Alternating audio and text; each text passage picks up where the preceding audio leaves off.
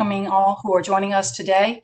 Casey Griffin on our staff will call the roll to establish a quorum. Casey? Mr. Cobbins. Here. Mr. Darnell. Here. Mr. Eby. Here. Mr. Edwards. Here. Mr. Ferguson. Here. Mr. Hamby. Here. Mr. Jensen. Here. Ms. Kim? Ms. Kim? Dr. House? Here. Mr. Morrow? Here. Madam Chairman? Here. Madam Chairman, you have 10 members present. And Casey, Elisa just joined. I'm sorry. Okay. 11 members present. Excellent. We have a quorum present and we are duly convened. Before I turn the meeting over to Sarah for a recap of yesterday's workshop, I do want to acknowledge Mr. Gordon Ferguson, board member from the 4th Congressional District, who will address us regarding a special moment of silence. Mr. Ferguson. Thank you, Madam Chair. Depending on where you live in Tennessee, you may have opened up the newspaper this morning to read the headline that just over 10,000 Tennesseans have passed away from the COVID pandemic since the first individual was diagnosed with this virus back in March of last year. And it really is a staggering statistic to consider that many lives have been lost during a fairly short period. I know that this virus has been extremely disruptive in many sectors across our country, whether it be education, healthcare, or others. And certainly we have pivoted in many ways to deal with this. But I think it's just a good reminder that while our lives may have had a fair share of disruption, there are many that have suffered the loss of loved ones from this virus. And so I thought it'd be appropriate for us just to take a minute of silence to remember those that have lost loved ones from COVID-19.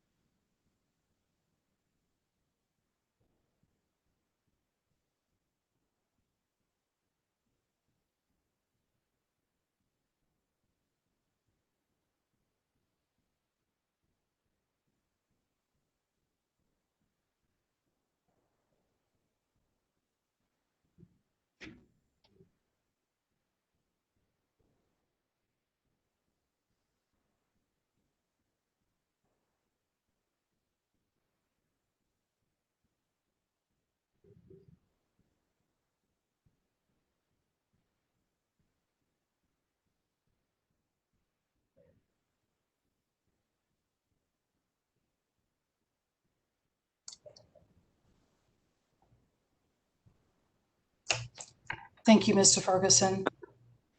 Thank you.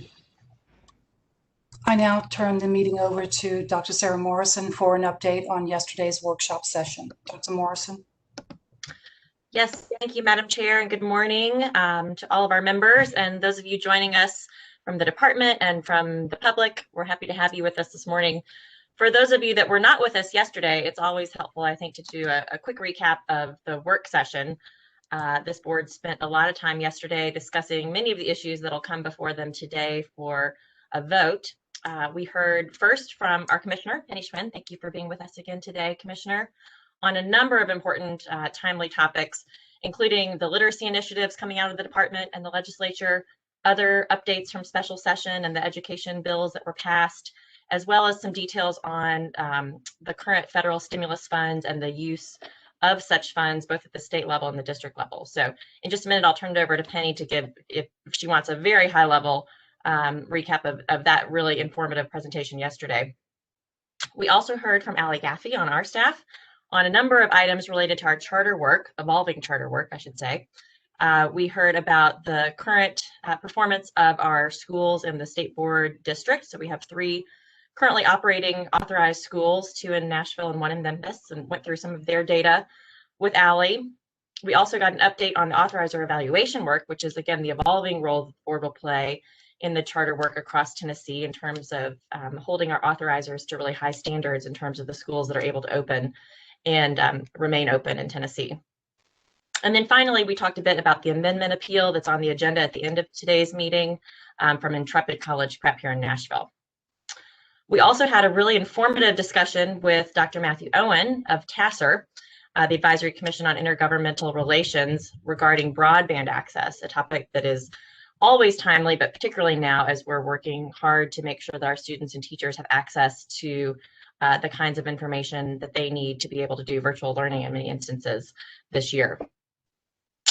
And then finally, we had some conversation about licensure actions and concluding remarks, but it was a full afternoon and I think sets us up nicely for a good discussion today as part of our official meeting. So with that, I'll turn to the Commissioner. If you have any brief remarks that you'd like to make. Again, you were so gracious to give us much of your time yesterday to talk through some of the things that are top of mind right now for the state. Yeah, thank you, Sarah. And I will keep this brief, but want to be able to just say at a high level, we talked about ESSER and GEAR 2.0. That's that second round of federal stimulus funding that came in December. This is just a reminder, all of our districts, their plans are due on March 1st. So they are working very hard on those local plans. The money is distributed through Title I allocations. It's about $990 million that will be flowing through to our public LEAs, as well as GEAR funding, which supports non-publics, and then governor discretionary funding. We talked a little bit about Reading 360, which is a comprehensive approach to reading in the state. Everyone and anyone who wants to support early literacy in particular has a place in Reading 360. There's lots of good information and a pretty comprehensive slide deck on our website for those who are interested, but it does provide optional supports for teachers, for districts, for families, and for the community. So really trying to make sure that anyone in that full vertical and horizontal spectrum that impacts a child's ability to read and how to learn to read has an opportunity to provide support to students in their communities.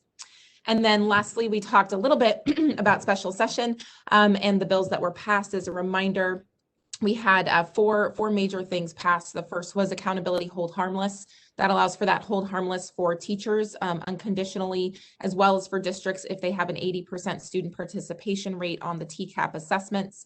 It also we talked about the literacy bill, which requires a strong foundational skills or phonics-driven early reading programs in our schools to be decided at the local level, a literacy plan to be posted transparently. Those plans are due June 1st.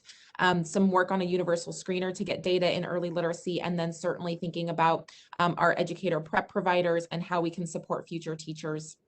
We talked about the learning loss bill, which provides summer programming for K-8 students in different formats, both for the next 2 summers as well as in perpetuity thereafter, as well as a number of pathways for programming and supports that we can provide to students who are not yet at meets or on track and masters on the TCAP and 3rd grade ELA beginning in 2023. So lots of pathways and options of high quality supports for those students.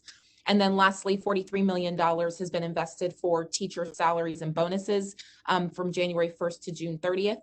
That is followed by a likely governor proposed budget, which would be a 4% increase to the instructional component of the BEP, about $120 million recurring for that same pot of money. So lots of really good things happening. A lot of, I think, heard across the board. It is a lot of work that the department will be doing, that the board will be doing, but most importantly, triple that, quadruple that for the work our districts and our teachers will be doing. They are very, very tired. There's a lot that's been put on their plate. There's more to be put on their plate.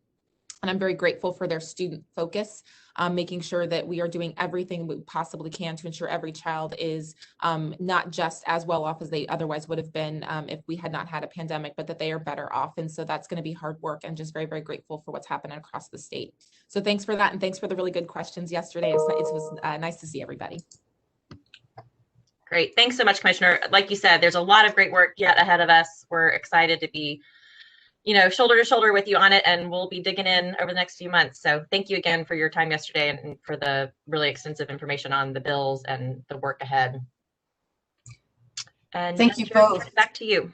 Very good. Thank you both very much for those high-level updates. And again, Commissioner Schwinn, yes, we often talk about you share a lot of information, and there's a lot that goes into those presentations, and we sincerely appreciate the time you spent with us yesterday, as well as all of our presenters, in keeping the board up to date and informing us of the things we certainly need to know.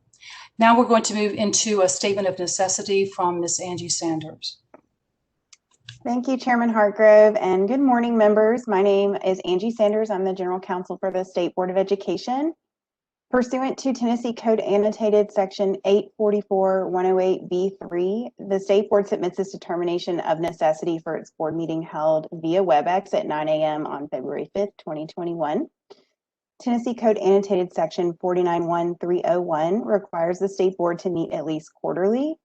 Furthermore, pursuant to Tennessee Code Annotated 844-108 and the Governor's executive orders declaring a state of emergency in response to the COVID-19 pandemic, the State Board has made the determination that its regularly scheduled quarterly board meeting on February 5th should be conducted electronically to ensure the board can carry out essential business in a safe, transparent way that avoids creating large gatherings. This meeting includes consideration of a number of revisions to State Board rules and policies, as well as consideration of district waivers pursuant to the board's authority established in Public Chapter 652 for issues arising from the COVID-19 pandemic. Notice of this meeting was posted on the State Board's website, along with the agenda and instructions for how the public can access it via WebEx or via telephone. And with that, Chairman, I will pass it back over to you. Thank you, Ms. Sanders. The usual reminders. I really don't like having to do this, but I just want to make sure we all remember that every vote today will be roll call vote. Members wishing to speak, I ask that you please address the chairman so that you can be acknowledged, and that will help us to avoid speaking over one another. I also ask that everyone keep their devices on mute so we avoid any background noise. And as always, each presenter, when you are presenting, please state your name and title for the record. Now we're going to move into the approval of the consent items. Is there a motion to approve? Bob Eby, so moves. Mr. Eby provides the motion. Is there a second? Second, Darrell Cobbins. Mr. Cobbins provides a second. Mr. Griffin, would you please call the roll? Mr. Cobbins, Aye. Parnell, Aye. Mr. Eby, Aye. Mr. Edwards, Aye. Mr. Ferguson, Aye. Mr. Hamby. Aye. Mr. Jensen, Aye. Ms. Kim, Aye. Mr. Morrow. Aye. Madam Chairman? Aye. Madam Chairman, you have 10 ayes. The ayes have it and the motion is approved. Moving into action items on first reading. The first one is 2A, professional assessments for Tennessee educator policy. First up is Michael Derline. Morning, everyone. Thank you, Madam Chairman and board members. Michael Derline, Senior Director of Educator Licensure and Preparation. The professional assessments for Tennessee educators policy outlines the assessments that are required for educators seeking licensure in Tennessee. This first read item recommends pedagogical and content assessment requirements for two new endorsements that you all passed about a year ago. The Integrated Early Childhood Special Education Birth through Kindergarten endorsement and the Integrated Early Childhood Special Education Pre-K through 3 endorsement. For the Birth through Kindergarten endorsement, the department recommends the Praxis Series Interdisciplinary Early Childhood Education Assessment and the EdTPA Early Childhood Assessment. For the Pre-K through 3 endorsement, the department recommends the Early Childhood Education Assessment, Special Education Preschool Early Childhood Assessment, the Teaching Reading Elementary Assessment, and the EdTPA Early Childhood Assessment. Qualifying scores are all at the nationally recommended cut score. And I'd like to note that we engage pretty deeply with our internal content teams and an external working group to assess all of these assessments and determine what was the most appropriate for these two endorsements. I'd be happy to take any questions you may have. Are there any questions for Michael? Hearing none, is there a motion to approve item 2A? It's Gordon Ferguson, so moved. Mr. Ferguson provides the motion. Is there a second? Second, Daryl Cobbins. Mr. Cobbins provides the second. Any discussion? Mr. Griffin, would you please call the roll? Mr. Cobbins, Aye. Mr. Darnell. Aye. Mr. Eby, Aye. Mr. Edwards, Aye. Mr. Ferguson, Aye. Mr. Hamby, Aye. Mr. Jensen, Aye. Ms. Kim, Aye. Mr. Morrow. Aye. Madam Chairman? Aye. Madam Chairman, you have 10 ayes. The ayes have it and the motion is approved. Michael, you have the next item, educator licensure policy. Great, thank you. Educator licensure policy, in addition to laying out the expectations for seeking licensure in Tennessee, it also outlines the possible pathways available to licensed educators to add endorsements to their license. Primary pathways at this point in time include a test-only pathway. So if the department determines that an endorsement held on a license would qualify somebody to add another endorsement by test only, that's one pathway. If not, currently the educator must go to an approved educator preparation provider, potentially take coursework and get their recommendation in addition to submitting qualifying scores on the required assessments. This first read item proposes to add a new option to those pathways by which educators may add an additional endorsement. The would allow Tennessee educators with a license to earn an additional endorsement by completing an additional endorsement program developed and administered by the Tennessee Department of Education, receiving recommendation from the department, and submitting qualifying scores on the required assessments. We believe this pathway will provide a unique and low-cost approach to addressing the challenges we face with filling classrooms in high-needs endorsement areas. Research shows us teacher shortages disproportionately impact historically underserved students. In addition to filling vacancies in critical areas, we also believe that this will support licensed educators seeking to expand their toolkit, and they may benefit from this pathway to better serve the students that they teach. Our intent here is to engage with both department content teams and external experts to design programming that will be both rigorous and aligned to the same sets of standards that EPPs align their programs to. So we would look to the literacy and specialty area standards for the specific sets of standards that this program would be aligned to.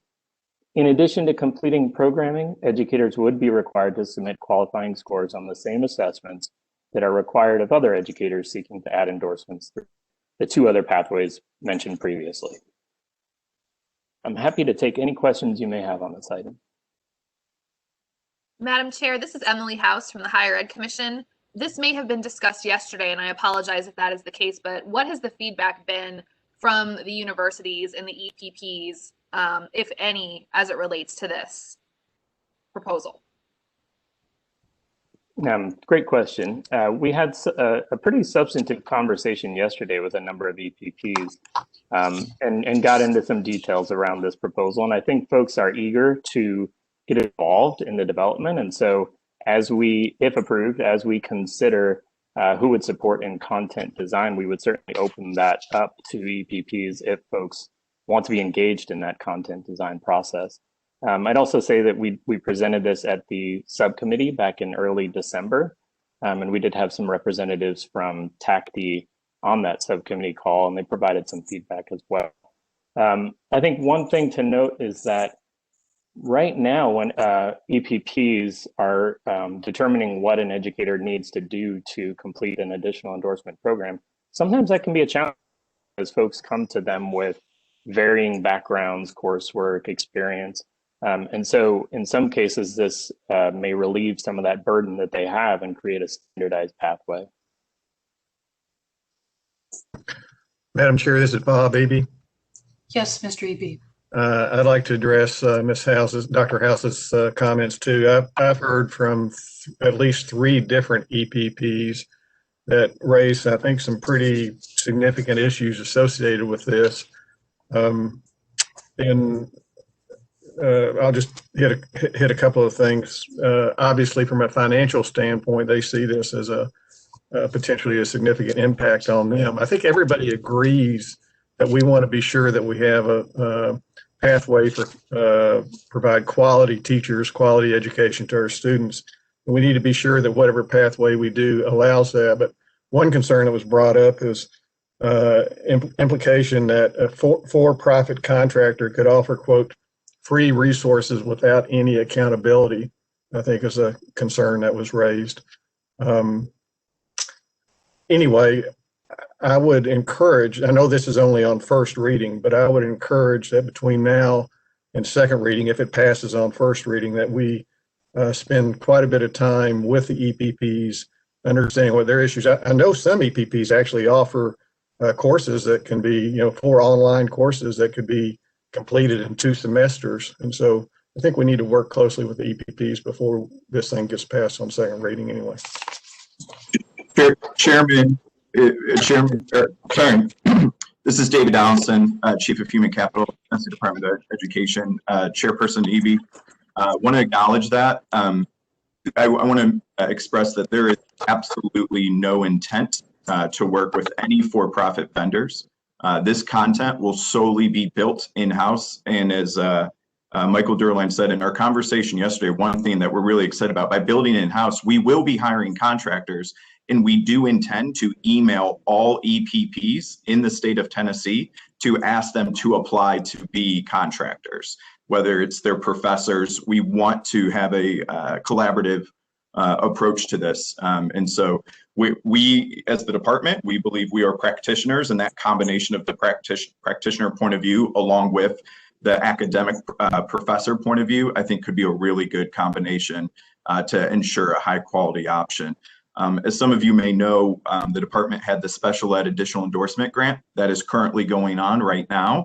And what we've experienced with that is an overwhelming demand of teachers that we are not able to address currently that would like to add endorsements in various areas. And so we think this is an opportunity where one of the biggest barriers is the cost. When you talk to educators and they say, why are you not pursuing additional endorsements? They say, well, I don't have an extra $8,000 to $12,000 to pay out of pocket to add an endorsement. And so this pathway would provide a free option to educators in the state of Tennessee. And that's something that we believe is advantageous to do. So, David. clarification. Oh, go ahead. No, I was just going to ask a follow-up question on that to Mr. Donaldson.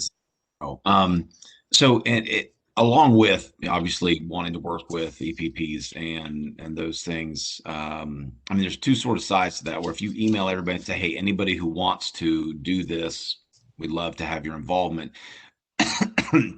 Excuse me. Is there any thought of what EPPs in our state do it best, and sort of targeting some of those places? I know it might be controversial to say that some do it better than others, but sort of recruiting those places that are doing a great job, and we have sort of longitudinal data based on those coming out of those programs help inform this, and using the feedback of everybody in their own context, as opposed to so more of an active building of this group as opposed to a passive building of this group.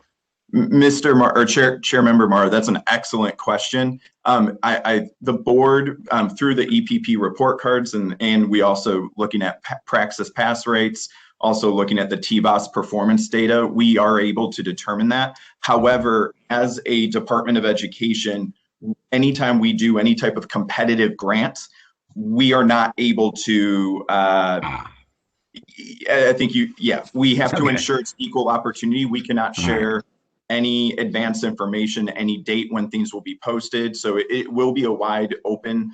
However, as we craft criteria that we are looking for, we are able to ensure only the highest quality contractors are selected. Do you have a good process of quality control in the selection process? Yes, sir. Absolutely, okay. Sir. All right, great. I'm still learning the government side of things, so sorry for my ignorance on that.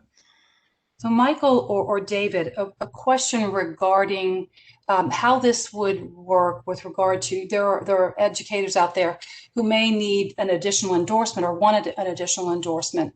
And we do have the option, and I did not count the number of options we have, but we do have additional endorsement options by content assessment only. And so how does that figure into this process in particular? Because are the educators even aware of the current opportunity through the assessment only? Yeah, great question. I would say about 6 years ago, the state board rule actually allowed anyone who holds a license with a grade 7 on an endorsement to add any other endorsement by test only. And over the last few years, the board has gotten a little tight around that because there was a recognition that not all educators should necessarily be able to add any other endorsement by test only. And some of that ventures into kind of special education territory and expectations around that, and some other endorsements where I think there was a strong belief that folks should receive more preparation in those areas. So what we have done over the last few years is created a guidance document that goes out to districts that outlines, and educators, outlines if someone holds this endorsement, these are the endorsements they may add by test only. If it's not on that list, then educators must go to a preparation provider to complete programming. That would be the case here as well. So in some cases, educators would still be able to add endorsements by test only, but this option would be available to folks who cannot add a certain endorsement by test only. I'd also say not everybody is ready to take the content assessment. So I could see this being an option, even if someone technically qualifies for a test only option. This could be a low or no cost preparation, leading them to higher success rates on the content assessments. If that makes sense. It does. And so a follow-up, just because I want to be crystal clear, I think we all as board members have heard from EPPs, and there are several letters that were addressed to us as a board.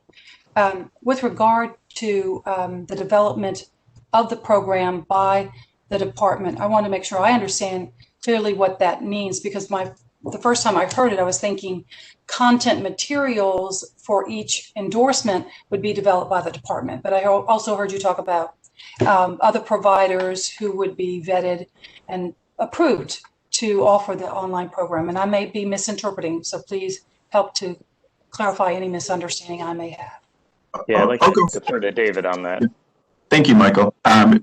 Chairwoman Hargrove, on this one, the department would be the one developing the content. The way we will develop the content is within the human capital team. We oversee professional learning, both internally and externally. And then we would work with our colleagues in whether it's standards and materials or in schools and districts. Those are two other departments in the Department of Education.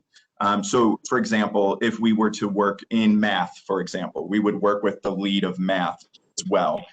We'd also be hiring contractors, and the contractors would be individuals. So no vendors, no for-profit vendors, nothing of that sort, but individuals, which we would, and that is what I was referring to as far as encouraging, whether it's active practitioners, but also we will actively engage all EPPs in the state of Tennessee to say, here's an opportunity to have your professors apply. That is the intent, but it would only be one program for each endorsement area that we would be pursuing at this time. That would be overseen by the department if approved by the State Board of Education. So in your conversation with APP providers yesterday, were these kinds of things shared with them? And just curious about what kind of concerns they still may have, because since you met with 7 or so of them yesterday, we haven't heard any feedback yet, but we know we'll have the time in between first and second reading to get more input from them. So I'm just curious to know, what are the concerns did they express after after you presented what you had to present? Yeah, I'll share. I think Chairmember Eby mentioned that they did express concern around potential loss of enrollment. That was something that was expressed. And I'll defer to Michael when it came to accountability. So Michael. Yeah, I think, as you all are very well aware, over the years, accountability for educator preparation providers has increased substantially. A distinction I think we tried to make there, though, is that EPPs currently have flexibility to design additional endorsement programs that are individualized to the individual in front of them. And I think that's a good flexibility to have. I think that I would also note that preparation for initial licensure is very different from preparation for an additional endorsement. We are not seeking to become an educator preparation provider that would prepare someone for initial licensure in Tennessee, but to support educators to add endorsements to their license. So I think there are some nuances on the accountability front. There were some concerns raised there, but I think we kind of talked through those. And I'd also add, as far as feedback, later this month, we have the TACTI conference. We also have the Educator Preparation Working Group, and those are obviously great opportunities to put this in front of folks and give them an opportunity to give us feedback and share any additional concerns they may have. And if I may jump on that, along with the EPP engagement, we have also engaged, and I understand the board has heard from select EPPs, but we've also engaged with TSBA, School Board Association, with TOS, with our superintendent engagement groups, with EdTrust, with TASPA, the HR Directors Association, and then even I specifically, as the board led by approving collection of vacancy data, we've actually reached out to our districts with the most amount of vacancies that would potentially benefit from these initiatives the most. And had very positive conversations specifically with my colleague, Chief Yolanda Martin of Human Capital in Shelby County. And she expressed that she's actually been trying to do initiatives like this. She actually had a fair where she brought in EPPs and brought in teachers for them to learn about additional endorsements. And the main issue that her educators said was that they had sticker shock. They with teachers having student debt, they did not have the ability to pay additional fees out of pocket to continue this. I think most educators tend to be more interested in pursuing a master's degree. And again, I think there's always going to be educators that are interested in getting the name brand of a university, potentially. This provides a no cost option as well. So I think it's a yes and strategy. And I actually want to defer to the commissioner, who I believe has something she'd like to add. Yeah, thanks, David. So I think just really quickly, and wanting to take a step back, because I know we went straight into the policy, I want to make sure we're rooted in the outcomes that we were trying to get here. And so right now we did a vacancy study. Human Capital's been working really hard on that, 2 years now of information. We know, and we talked about last year, we had 10,000 kids without a certified math teacher. That's unacceptable. We have thousands of kids who do not have the right teacher in front of them every day. And so we've got a lot of adults who have a lot of things that we need to work out. But what we are trying to do is ensure that we have enough teachers to be in front of students so that they have that high quality education opportunity, no matter what school they are in. We have a lot of solutions for that. One of those solutions is trying to think about our existing educators and how we can provide those existing educators in schools with more places that they can slot in, so that our principals and our districts have more solutions that they can offer and be more flexible. This is not about kind of creating additional ed prep programs. This is about I talked to someone a couple of weeks ago who said, I have 5 teachers for 3 spots. I have 2 other teachers who are just hanging out. I wish I could put them in these vacant classrooms, but they need this credit or that credit, and they're not willing to go out of pocket. We don't have the money to do that. Those are the types of solutions we are trying to figure out in our district so that we have places for all of our great teachers to slot into. But at the end of the day, I just want to make sure we are rooted in the solution that we are trying to identify, which is we've got to make sure that we have enough teachers for all of the kids who need them. Right now, that is not true. We have thousands of kids across the state who do not have the right teacher in front of them every day. So how do we continue to push that supply for our existing pool while we have all these millions of dollars the department's investing in ensuring that we have a greater pipeline moving forward? But I don't want to lose sight of the student part of this conversation. I also want to make sure that when we're engaging, we hear from, like David said, superintendents, HR directors, the people on the ground who are doing the work and are desperate to find people to fill classrooms. So just want to make sure we keep that student focus as we progress in the conversation. And I do want, and I thank you for saying that, Commissioner, because I think we're all that's in the back of our minds all the time. We know that the teacher shortage is real, and there are different initiatives out there to address the shortage, and we can't make them happen fast enough. And so, you know, I said this before in another session. You know, we welcome innovation and looking for creative solutions. So it's not about that. It's about making sure we understand, because, you know, we have our constituents who are out there and they run the gamut of who they are and what they do. And certainly ed prep program providers, they are our constituents as well. And so when you hear me speak, I'm speaking because I believe it's the right thing to do, to ask questions that have been posed to us and make sure that we fully and completely understand, because there's so much to know and to understand. And so one of the questions that has been posed to me is, are we talking about any and every type of endorsement, or are you thinking specifically about certain endorsements over others? Can you clarify that? If I may, Chairwoman Hartgrove, we are focusing, as the commissioner shared and as the board previously approved on that vacancy data, we want to target our highest needs vacancies. That is our focus. Also, I want to acknowledge too that this also, we believe this is a massive retention initiative as well. There's very, very good research out of Temple University that shows that teachers who have a special education endorsement, even while teaching general education, and 97% of teachers in Tennessee have at least one student in their classroom with an IEP, that they have longer retention. You know, we are with the impact of COVID, with the retirement cliff, we want to provide opportunities for our educators. So we will be focusing, if approved by the board, our initial focus would be on special education and ESL. Those are the critical areas identified by our districts that we believe are the highest priority. Those are our students who often are most vulnerable, yet do not have the teachers that they deserve currently. Madam Chair, Bob Eby. Yes, Mr. Eby. First, let me say that I totally understand the issue on shortage of teachers and the importance that we get quality teachers in front of our students. That is first and foremost. With regard to some comments heard from the EPPs, going back, Michael Durline's comment about accountability, that's one that I have heard concerns about that we have, you know, they're under accountability. What kind of accountability would this have? Another concern that was brought up was, does this open the door widely to substantial licensure change, how we're going to license? And again, I think the key thing here is we need to be communicating with all the stakeholders and having them involved in the process that we have, and tightening up the policy so that we can address these issues and end up with the quality teachers that we need in front of the students. So just passing those comments on too.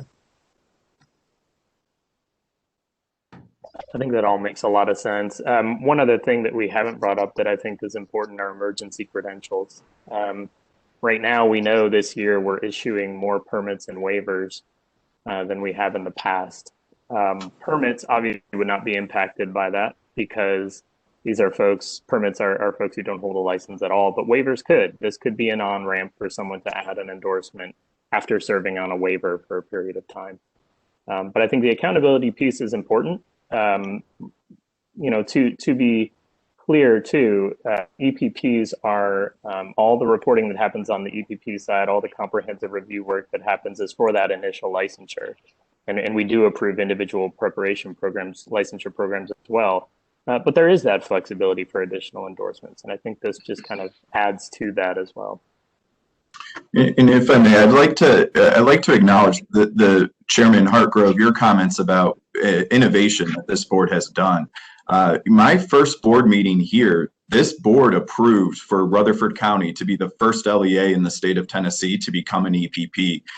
So I appreciate that this board has been willing to lead nationally in this work of creative solutions to address vacancies. And we believe this builds off of that. And board member Edwards, I mean, every meeting, you are the first one to talk about the need to ensure quality control. And so as Michael shared earlier, we believe this is having the praxis there, which already is a test-only option. This is going above and beyond by ensuring that individuals will have to go through a micro-credential module-based process and the praxis. Right now, as I mentioned, ESL, if I'm not mistaken, Michael, ESL can be added by test only right now. And so although are there some individuals that that's the right fit for? Yes, maybe, but we want to ensure that there is a way where they can get the content that they need to be successful and have the praxis. Again, those are our two areas. Right now, we have over 64 vacancies in ESL and over 148 in special ed. And those combined make up over 20% of vacancies in the state of Tennessee, just those two areas alone. That is why I think there's an urgency that we have here in wanting to address. We have accountability to parents. The state board does, the department does, our superintendents do, and superintendents reach out all the time and they say, you know, I have a parent saying, why is my child not getting the services they deserve? How can you help, you know, get us certified teachers? And I would say we're really grateful that EPPs are leading on with Grow Your Own initiatives where we are having them do dual cert. And this board, just the earlier proposal was for pre-K 3 integrated with special education. And we believe that also if more teachers specifically in early grades had a special ed endorsement, we would likely see a dramatic reduction in the over-identification of students for special education services. And I think specifically data would show for specifically young men of color. As a former teacher, a co-teacher, as a former principal with a school with over 45% of students on an IEP, I can tell you that that should never be the case, those high percentages. And I think if more teachers had the tools, they had the skill sets by having special ed training or ESL training, then they would be able to provide for their students the services that they deserve and need, while also not getting frustrated because that was not the training that they previously had. Madam Chair. Yes, Mr. Edwards. Somebody came ahead of me. This is Daryl. How about it, Daryl? Okay. I'm sorry, Mr. Cobbins. Yes, ma'am. Thank you. This additional context today is extremely helpful because I was struggling to understand up to today exactly what issue we were trying to resolve with this particular policy recommendation. I am encouraged to hear that there seem to be an upcoming series of conversations that will occur across a broad set of stakeholders, which I think is really, really important to get as much input as possible. But I also think that there's an opportunity here with those conversations, since the EPPs have stepped forward to express their questions and inquiry, that there's an opportunity here for them to potentially be ushered into more flexibility and a more innovative approach in addition to what the department is recommending. And so I look forward to seeing what fruit is born from these upcoming conversations and what this policy looks like when it comes back to us. Thank you for that. The Educator Preparation Working Group is a really unique group. I know you all have heard us say that probably many times, but we've had it for about 6 years now, and it is made up of almost equal parts EPP representation and LEA representation. So I think later this month, having that conversation with that diverse group of folks is going to be really informative. I have a request. Would you be able to send us the vacancy report you've mentioned a couple of times? David, yes, Chairman. Absolutely. Thank you very much. Are there any other questions? Because I think we have probably a lot more, but we'll have time between first and second reading to get further input from the field. But any other board members with questions for Michael or David? Madam Chair. Yes, Mr. Madam Edwards. Chair. Yes, Mr. Edwards. So,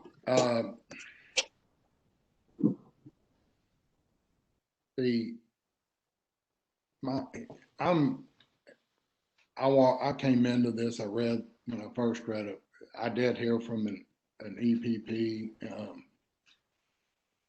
which had some substantive arguments. But I have to say that when I read the thing the first time, one, I fully agree that there's a problem that has to be addressed.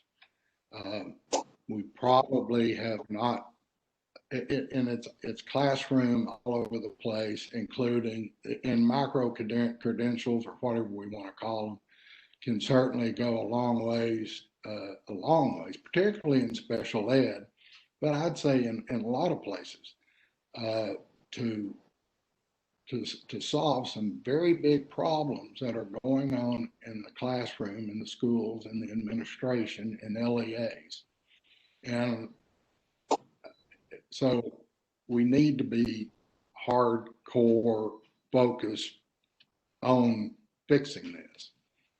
My problem is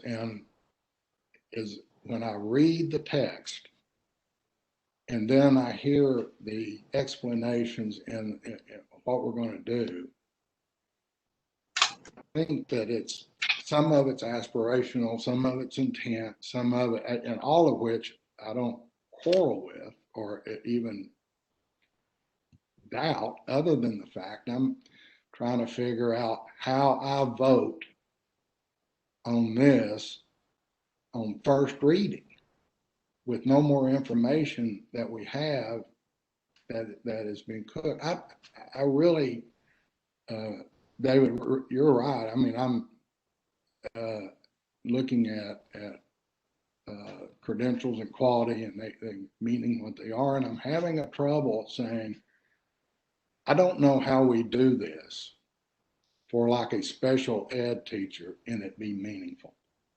I don't know where they're doing it and doing it well, that it's meaningful. It may be. I hope it is, but I don't know that. I do know how EPPs handle it.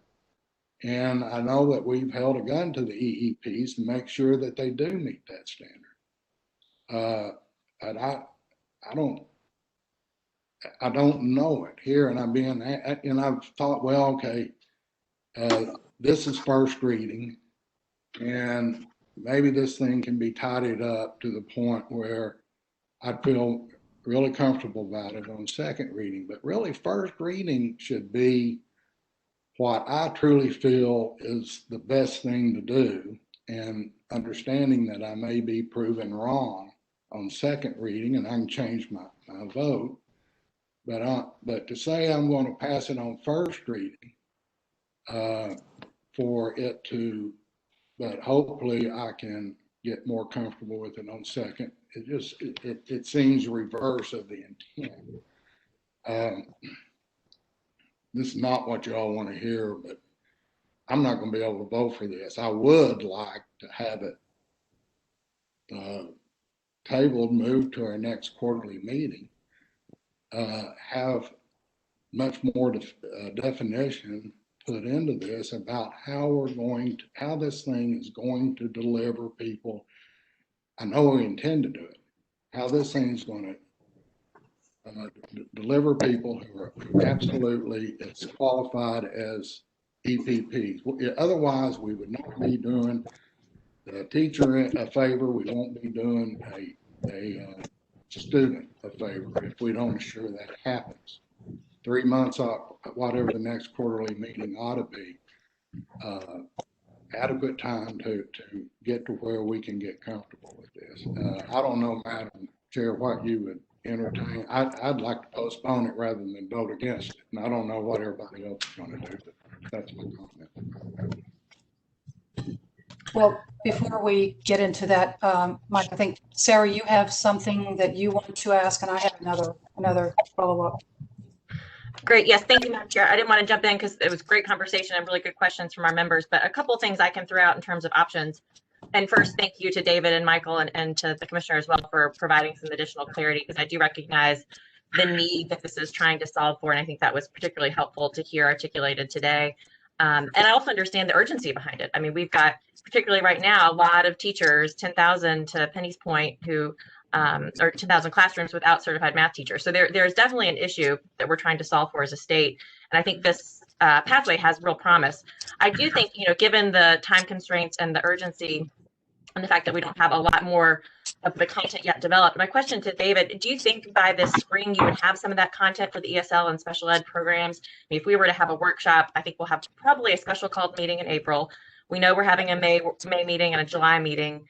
I'm just trying to think how much partnership we can do between now and then so that we can provide more information to our members about sort of the development process and some of the questions that came up today. We could certainly have it at our next workshop, but just trying to think through how we can shore up that information flow between now and the spring.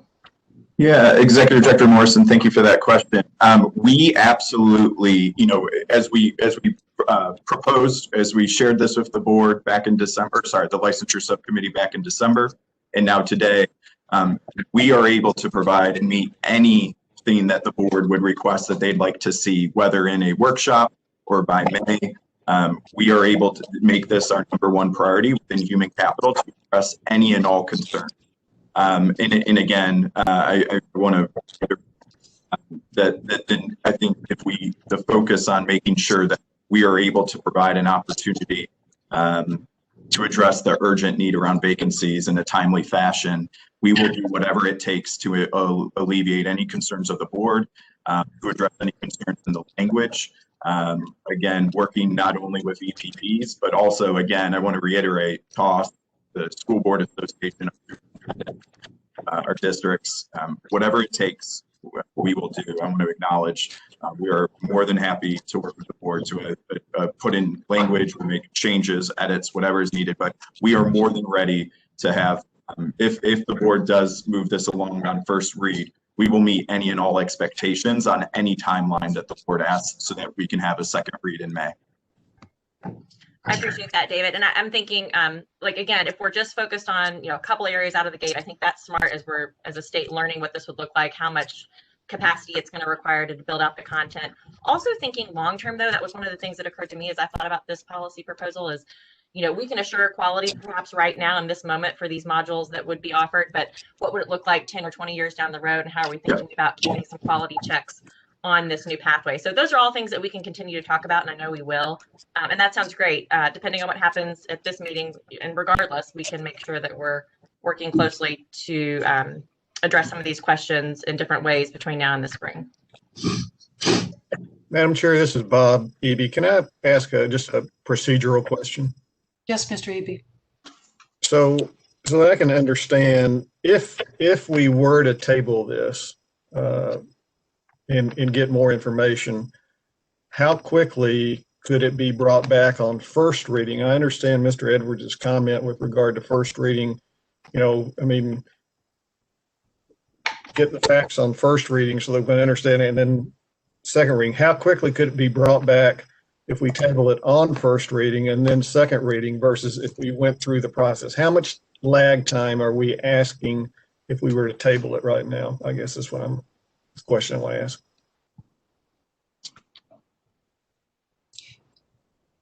So you're asking the question of the department. How much time do they need if we table it? And then what is between first reading and second reading? Is there a prescribed period of time that and maybe this is a question for our parliamentarian, that we went to first reading, could we go to second reading a couple of weeks or a month after that, or do we have to wait 3 months? Or I can't recall that. So that's the procedural question I'm trying to understand. So Madam Chair, the question is, if for instance, Mr. Edwards makes a motion to table this on first reading to the next quarterly meeting, you're asking, could it be taken up on second reading at a special called meeting before the summer quarterly meeting? Is that correct, sir?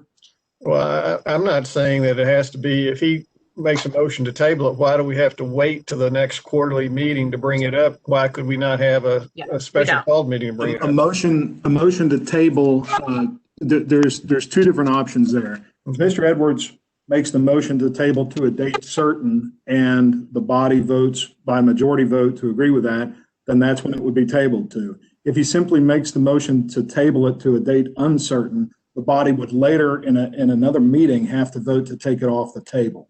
Okay, so it very much depends on the nature of the motion that is made, seconded, and agreed to by a majority of members entitled to vote. So it is possible that he could say, I move to table this for today is the 4th of February, 5th of February, whatever date it is, to the 5th of March. And if you wanted to, my question goes to Department of Education, what period of time do you need to bring us back the information that would be helpful as we move this thing forward to a first reading vote? How much time do you think would be required to bring additional information back with the EPPs, with the stakeholders, with all the groups? And is that the next quarter, or is that a month or so? That's the other part of the question. And just real quick to clarify what Nathan said, Bob, before David or Michael responds, there's not a prescribed amount of time that the board would have to wait between a first and final reading. So for example, I do think we anticipate having a special called meeting to take up some of these rules related to special session bills in April. You could have a first reading in April and a second reading at the May quarterly meeting, for example, if that were something that were to be determined. But there's no set amount of time between first and final reading that we would need to wait. That's helpful. Thanks, Sarah. I mean, from my perspective, we certainly could get feedback in that timeline if you all were to have a meeting in early March. We have plenty of opportunities to do that. Our intent is to be able to support educators to do this going into next school year, which could include a pilot this summer. And so in order to do that, we obviously would need your approval to do so on a second reading. And so those quarterly meetings might push that too far. I'd also add, we received questions from the board, through the state board staff, that we replied to my knowledge, within a week. Whatever the board wants to address, we will prioritize it. Whatever specific items that you'd like to see, again, I can't stress that this will be, we will prioritize this and meet any timeline that is requested by the board. Absolutely. Thank you, Madam Chair. If Mr. Edwards wants to make a motion to table this today to the 5th of March or something, I would be delighted to second it. But let me just make what clear. We haven't set a special called meeting yet. So, and my expectation is, I'm looking to Angie and Amy, that it likely would be early April, not March, just given the time that we're going to need to get those rules ready. So just setting expectations if that were to be the motion. Amy, Angie, do you want to jump in on timeline? Yeah. I think what you could do, Bob and or Mike, is just table it until the board's next regular or special called meeting. Therefore, we'd have the flexibility, if we do move forward, since we don't know the actual date yet of an anticipated special call, that would give you flexibility.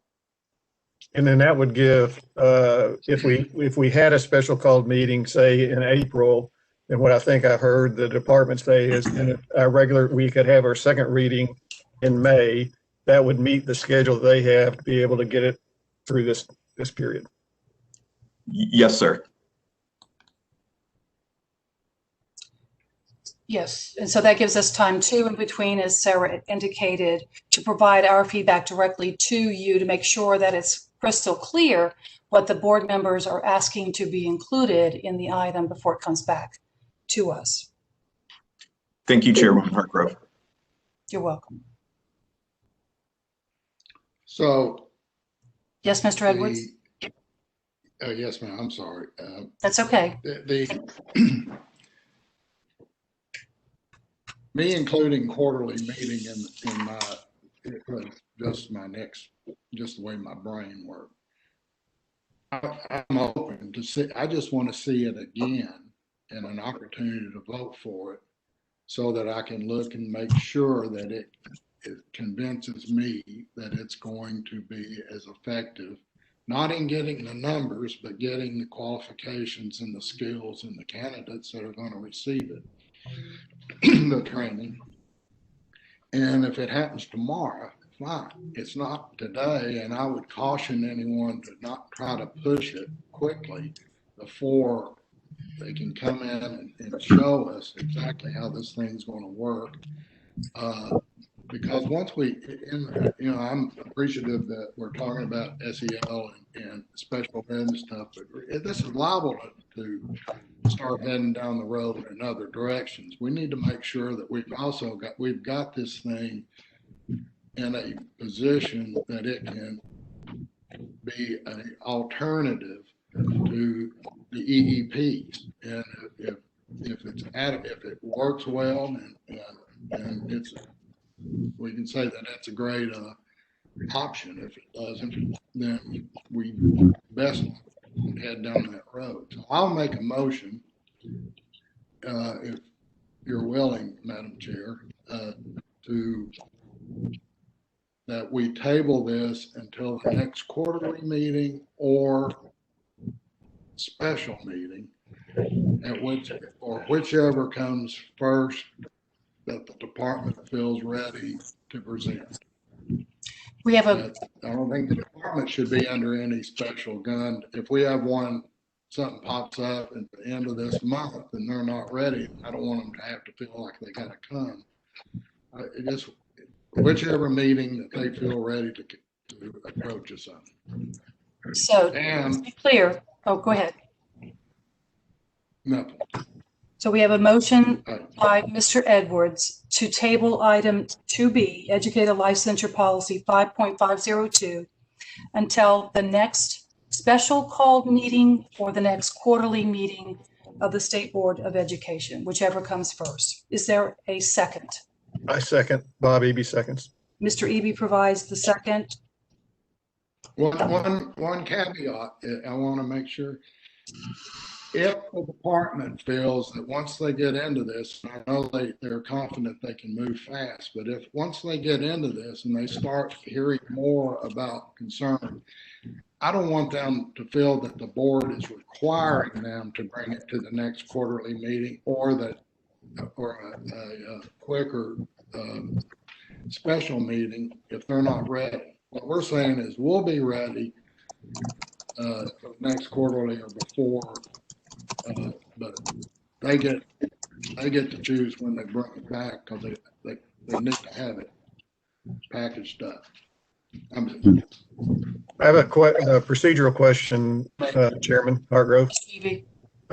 So if we change the motion, that we would make it at the point in time that the department feels that they're ready to present it to us. They want to present it, obviously move on it quickly. How much time in advance do we have to give to have a special called meeting? Is there Nathan, is there like a week, 2 days, 10 days? Well, Madam Chair, members, in order to have a special called meeting, there's 2 ways for that to happen. One is by a request of the majority of members, and the second is by call of the chair. In any case, we're still subject to public notice requirements. So the least time you could really have that out there would be 7 days from the day we can give notice. It takes obviously a great deal of groundwork to make one of these things happen. So that's your short answer. So Nathan, with the original motion that was made by Mr. Edwards and seconded by Mr. Eby, is there any reason that we would have to change that to accommodate the department if they're not ready? Is there any reason to do that? Because they wouldn't bring anything to us anyway if they're not ready. We've had items that were supposed to come back to us on second reading that didn't come back to us until 6 months or 9 months later. So is that truly necessary based on this particular amendment? Madam Chair, what I would suggest is this, that the board take action on the motion to postpone to the next meeting of the board. And then if there is a reason that it should not be considered at that time, an explanation can be made and some action of the body can be made to alter that. It's a little difficult for the board as a body to say, we're going to put it off until an entity which is not a board member wants to bring it up. I don't know that the mechanism exists necessarily in the rules. So it's probably easier just simply to take the motion as it is, to postpone until the next meeting. And then if something came up, it would just be very easy for you as a chair to say, the department has notified us that they're not ready on this. So is there objection to postponing it to the next one? And that's the place we'd be in. There'd be no embarrassment with that. Okay. We have a motion and a second. Any further discussion? Hearing none. Mr. Griffin, would you please call the roll? Mr. Cobbins. Aye. Mr. Darnell. Aye. Mr. Eby. Aye. Mr. Edwards. Aye.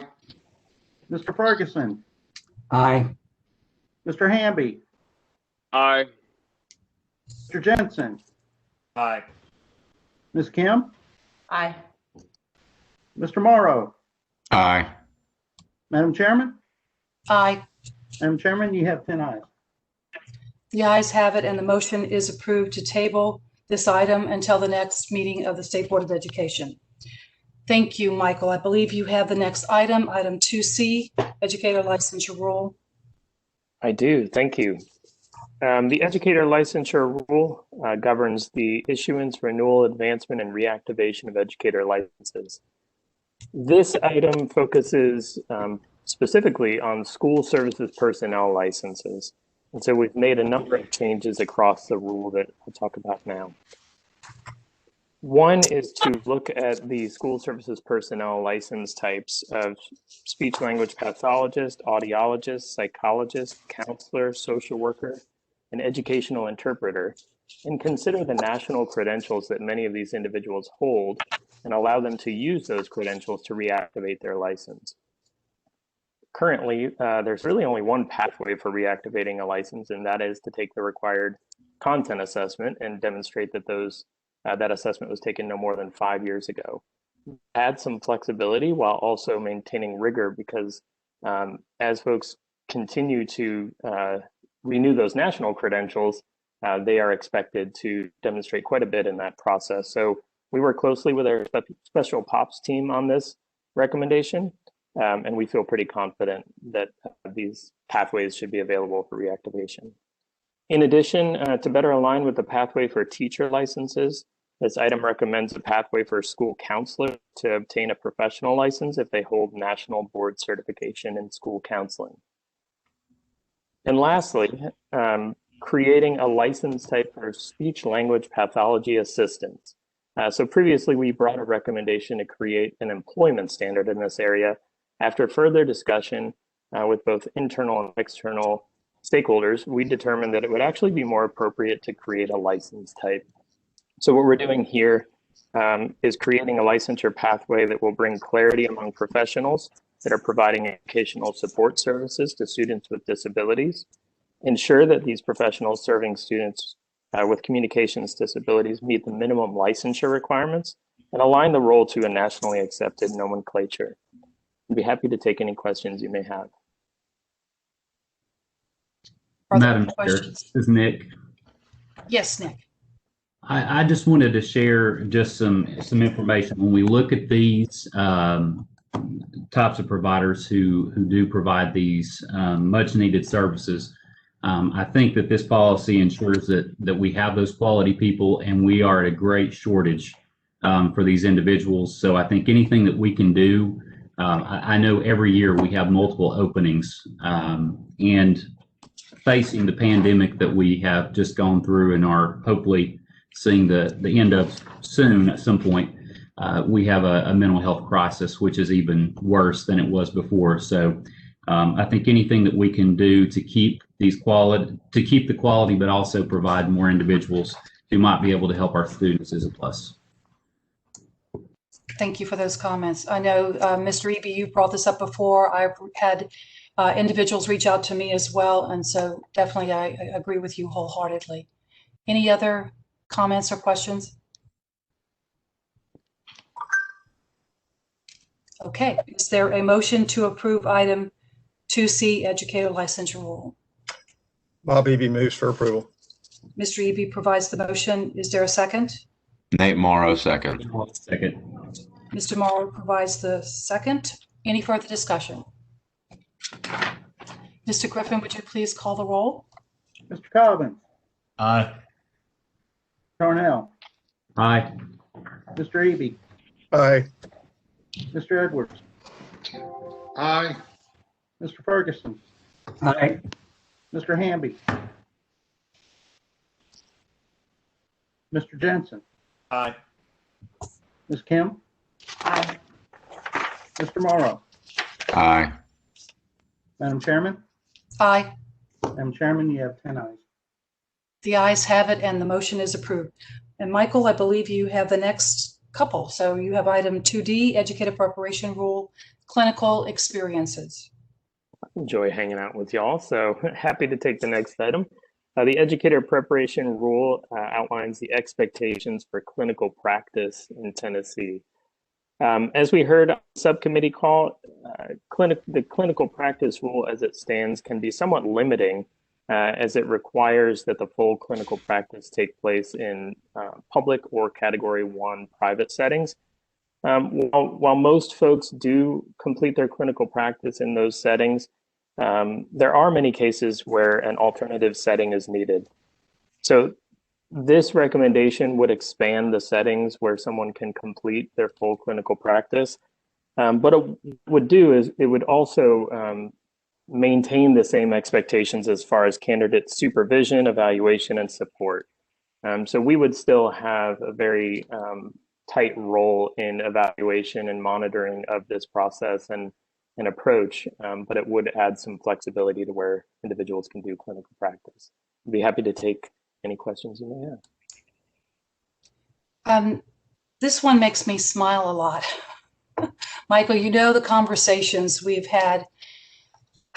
And I'm pleased to say thank you on behalf of many of our non-public EPP organizations. So thank you so much.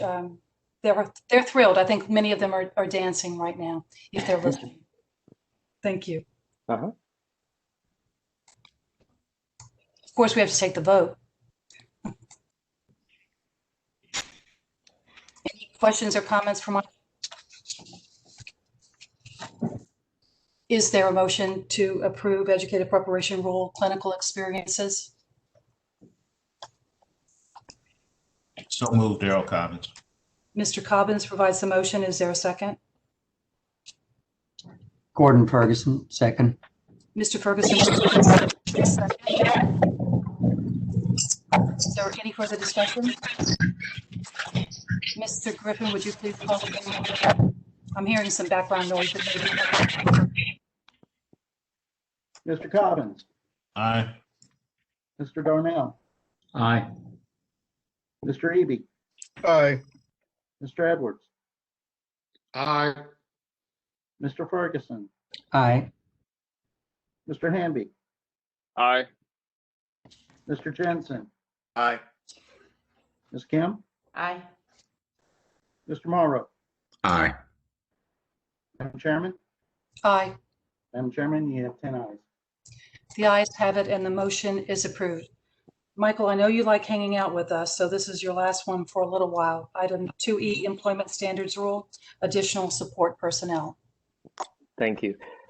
The employment standards rule governs employment standards for support personnel in schools. In the past, we brought a recommendation to create a speech language pathology assistant employment standard pathway. Based on the recommendation just made a couple items ago, we would like to move away from that approach and create a license type for these individuals for a number of reasons that I've already mentioned, but it also allows us to provide a little tighter monitoring and evaluation of that process because we will have more insight into it. So it's a fairly straightforward recommendation that will just simply remove the language related to SLPAs for the employment standard. So I'd be happy to take any questions you may have. Are there any questions for Michael? Hearing none, is there a motion to approve item 2E?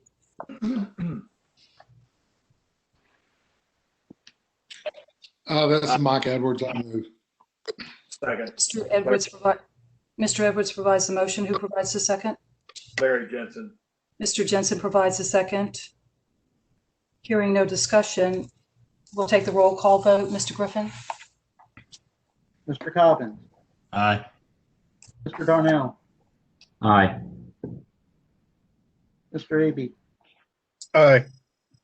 Mr. Edwards, Aye. Mr. Ferguson, Aye. Mr. Hamby, Mr. Jensen, Aye. Ms. Kim, Aye. Mr. Morrow, Aye.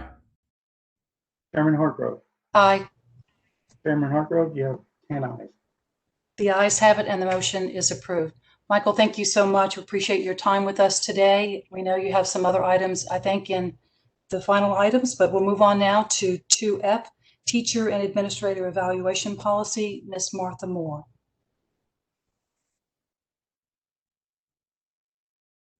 Moore, Senior Director of Educator Effectiveness. Thank you for taking time today to review these proposed updates to Teacher and Administrator Evaluation Policy 5.201. TCA 491302 requires the State Board of Education to adopt policies governing the evaluation of teachers, principals, assistant principals, supervisors, and directors of schools. Additionally, TCA 491302 outlines the guidelines and criteria for annual evaluation of teachers and principals. Previously, most guidelines and criteria related to these evaluations were outlined in State Board Evaluation Policy 5.201. Public Chapter 929 of 2018 requires some information previously included in policies to be moved to rules. To comply with Public Chapter 929, the department worked with State Board staff to revise the Educator Evaluation Rule 05200201, approved on final reading in November 2020. Teacher and Administrator Evaluation Policy 5.201 will now serve to further define the rule and provide additional context regarding evaluation requirements. This first reading item revises the policy to remove duplicative requirements now contained in rules. There is no financial impact on an LEA due to this. Additionally, TCA 45230 requires that the justification for adopting an item as policy instead of rule be submitted to the chair of the Government Operations Committee. This item is proposed to be adopted as a policy because it defines or explains the meaning of a statute or rule and/or concerns only the internal management of state government that does not affect private rights and privileges. The department recommends the acceptance of this item on first reading. The SBE staff concurs with this recommendation, and I'll be happy to take any questions you might have. Are there any questions for Ms. Moore? Hearing none, is there a motion to approve item 2F? This is Nick Darnell. So move. Mr. Darnell provides the motion. Is there a second? Second, Darrell Cobbins. Mr. Cobbins provides the second. Hearing no discussion, Mr. Griffin, would you please call the roll? Mr. Cobbins, Aye. Mr. Darnell, Aye. Mr. Eby, Aye. Mr. Edwards, Aye. Mr. Ferguson, Aye. Mr. Hamby, Mr. Jensen, Aye. Ms. Kim, Aye. Mr. Morrow, Aye. Chairman Hargrove, Aye. and Chairman, you have 10 ayes. The ayes have it and the motion is approved. Thank you, Ms. Moore. Moving on to item 2G, School Facilities Rule, Ms. Christy Ballard. Thank you, Madam Chair, members of the board. My name is Christy Ballard. I'm General Counsel for the Department of Education. I want to also briefly just state I'm having technical difficulties, so I apologize for my camera not being on this morning. The rule you have before you is the State Board of School Facilities Rule. It outlines the requirements for school buildings and construction and renovations for both private and public schools across Tennessee. This first read item, it presents some revisions to modernize and clarify the rule language and to correct some outdated references to law. I've worked closely with the board's general counsel to try to update this rule. There is nothing in federal or state law that requires the department or the state board to review actual building plans, architectural plans for school construction. And I think this may be a leftover vestige from the 80s. I'm told that in the 80s, the state board rules included a whole lot more regulations for school construction. So we are trying to modernize this rule with current practice. I will say that while the department does not review building plans, the TDOE, we do ensure school compliance with all federal laws that requires all school programs to be accessible and safe for all children. So there is a difference in us ensuring those laws are met and us actually looking at architectural plans. So I think this modernizes that rule. And with that said, I would stand ready for any questions you have. Are there any questions for Ms. Ballard? Hearing none, is there a motion to approve item 2G? Gordon. I make the motion. So moved. Mr. Ferguson provides the motion. Is there a second? Mike Edwards, second. Mr. Edwards provides a second. Hearing no discussion, it's time for the roll call. Mr. Griffin? Mr. Cobbins, Aye. Mr. Darnell, Aye. Mr. Eby, Aye. Mr. Edwards, Aye. Mr. Ferguson, Aye. Mr. Hamby, Mr. Jensen, Aye. Ms. Kim, Aye. Mr. Morrow, Aye. Chairman Hargrove. Aye. Madam Chairman, you have 10 ayes. The ayes have it and the motion is approved. Thank you, Ms. Ballard. Moving to 2H, repeal of charter school New Start renewal and revocation rule. Ms. Allie Gaffey. Thank you. Good morning, Madam Chair and members. My name is Allie Gaffey, and I'm the Interim Director of Charter Schools for the State Board.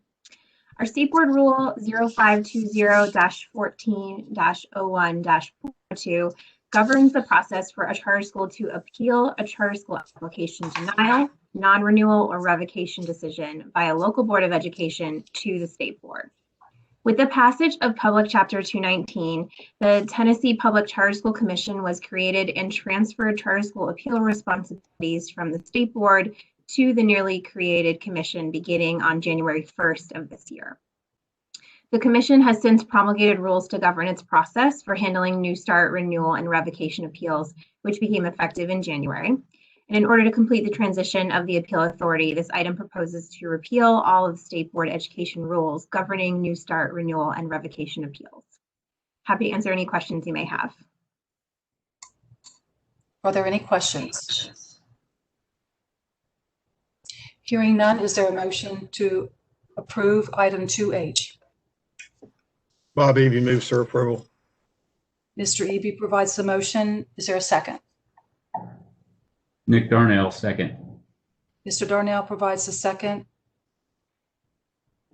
Hearing no discussion, let's take the roll call. Mr. Griffin? Mr. Cobbins,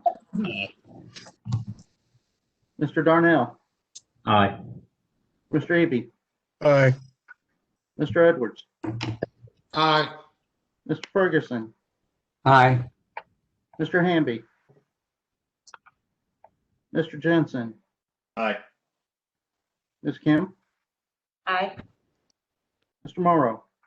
Aye. Madam Chairman? Aye. Madam Chairman, you have 10 ayes. The ayes have it and the motion is approved. I do want to announce that the intention is to take a break in between the first and second final reading, I should say.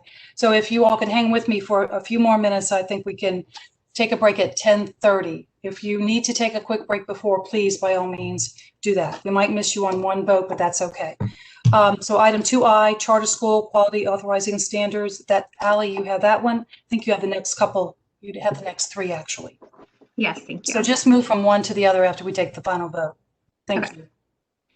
So the next item I'm presenting to you this morning is revisions to our quality charter authorizing standards policy 6.111. As a result of the charter authorizer evaluation pilot that we completed this fall, our staff found additional opportunities for clarity here.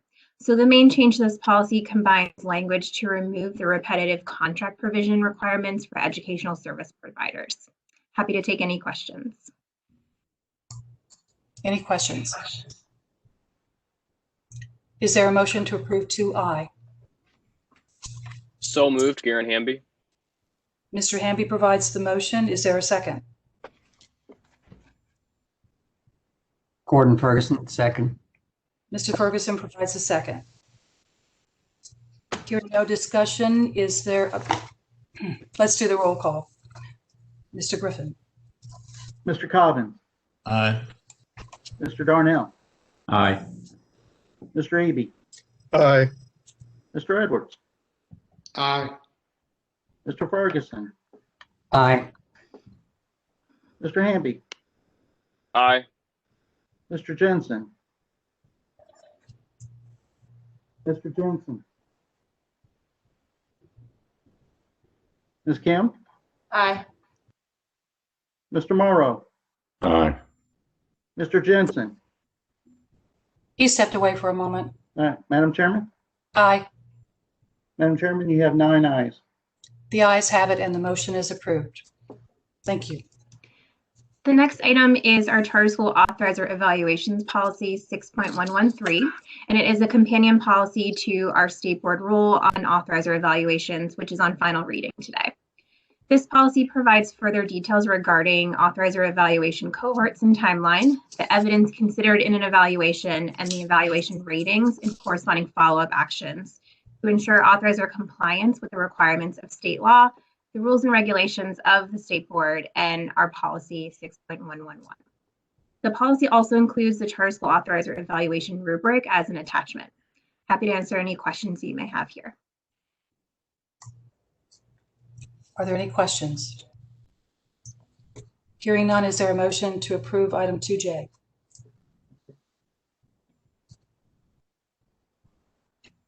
Bob Eby moves for approval. Mr. Eby provides the motion. Is there a second? Second, Darrell Collins. Mr. Cobbins provides the second. Hearing no discussion, Mr. Griffin, would you please call the roll? Cobbins. Aye. Mr. Darnell. Aye. Mr. Eby. Aye. Mr. Edwards. Aye. Ferguson. Aye. Mr. Hamby. Aye. Mr. Jensen.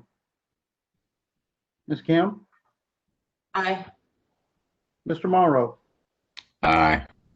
Madam Chairman? Aye. Madam Chairman, you have 9 ayes. The ayes have it and the motion is approved. Moving to the next item. Holly? Yep, this item contains revisions to the annual authorizer fee rule to account for changes in the law in alignment with Public Chapter 219. These revisions reorganize the rule to clarify authorizer fee requirements applicable to local boards of education that are authorizers of public charter schools, and requirements that are applicable to the state level authorizers such as the ASD and the Commission. Additionally, the revision adds operational expenses for LEA staff supporting charter schools to the list of permissible uses for the fee. Our staff worked closely with the department and received feedback from staff at the Commission and the ASD prior to presenting this rule today. And we will also be conducting a rulemaking hearing to collect additional feedback prior to presenting it on final reading. Happy to answer any questions here. Madam Chair, Bob Eby. Yes, Mr. Eby. Yeah, this isn't a question. It's just a comment that if the authorizer is not doing their job, what can be withheld is $35,000 by law. That's the max, or lesser of that, between that and 3%. That just seems like a small amount if they're not doing their job. And I don't know, Nathan, if that's something down the road that we can look at changing the law on or whatever. But seems to me that's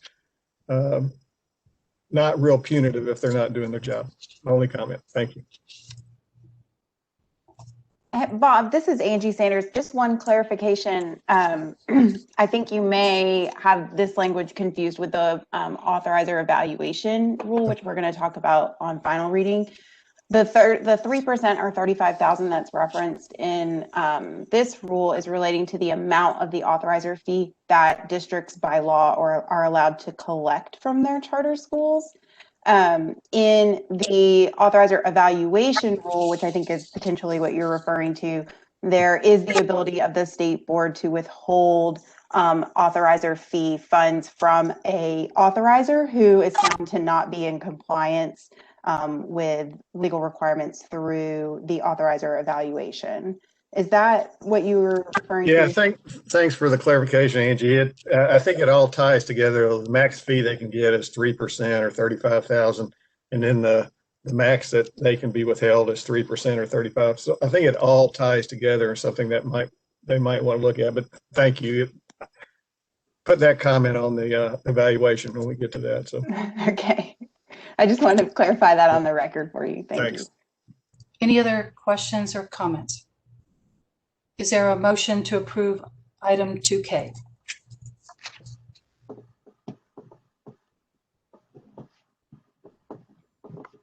Bob Eby, so moved. Mr. Eby provides the motion. Is there a second? Second, Darrell Cobbins. Mr. Cobbins provides the second. Any further discussion? Mr. Griffin, would you please call the roll? Mr. Cobbins, Aye. Mr. Darnell, Aye. Mr. Eby, Aye. Mr. Edwards, Aye. Mr. Ferguson, Aye. Mr. Hamby, Aye. Mr. Jensen, Ms. Kim, Aye. Mr. Morrow, Aye. Madam Chairman. Aye. Madam Chairman, you have 10 ayes. The ayes have it, and the motion is approved. I'm going to suggest that we go ahead and pause now. I know we only have one item left. I know I have an amendment, and I'm not sure what other members may have, but let's go ahead and take a 5-minute break and be back at, let's go with 10:38, okay? A little bit longer, an extra minute.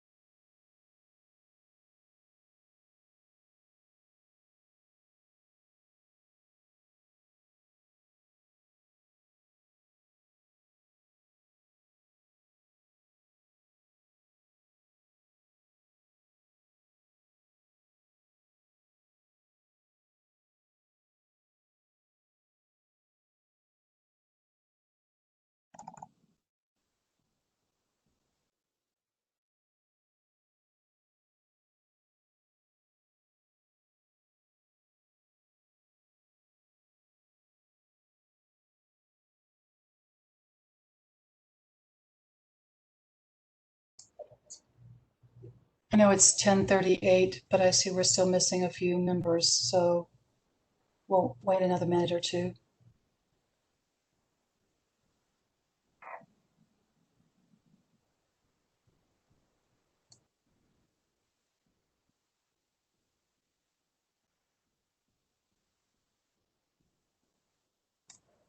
Perhaps more than 5 or 6 minutes are needed.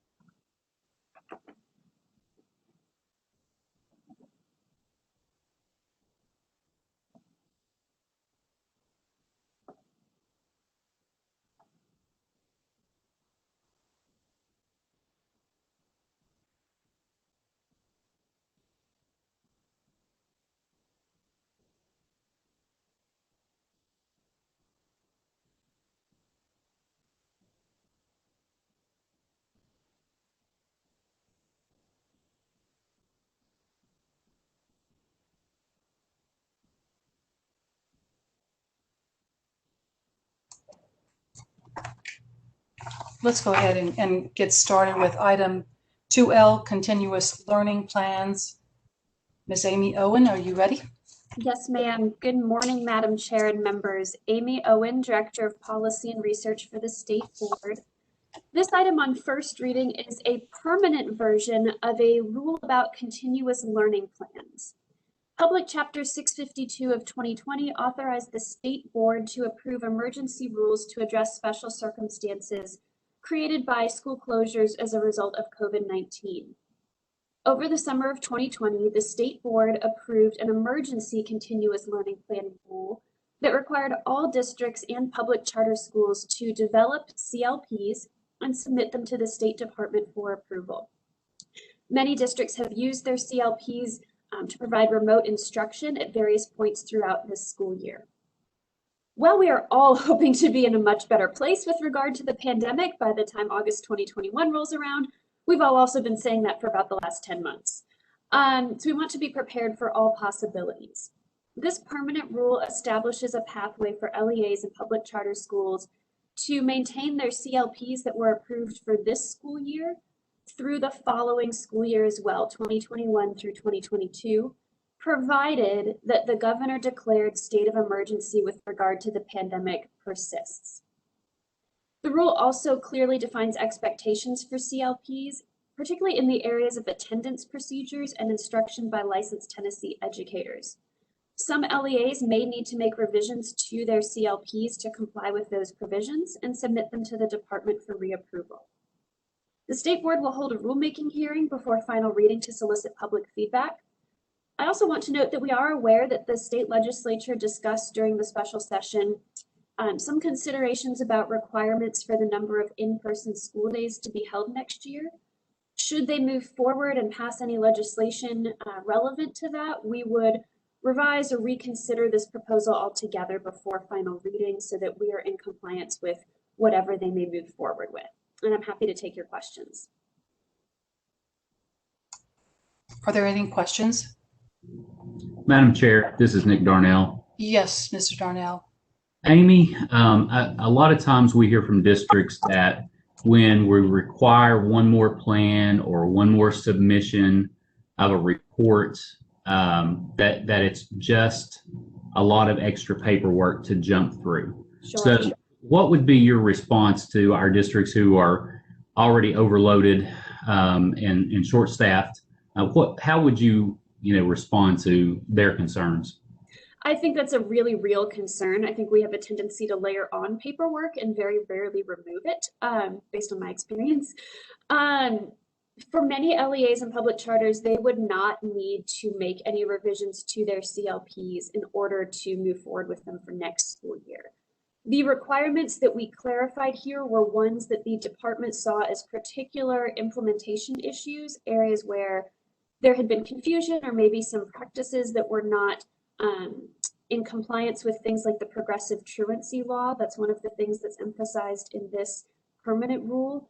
So we really tried to target the areas where we wanted to potentially see updates, and it's for a reason. It's for something like compliance with the law about truancy interventions, access to licensed educators, which, as we had a very robust discussion earlier, is so important for Tennessee students. So trying not to nitpick, but picking those top priorities for any districts that may have to make revisions here.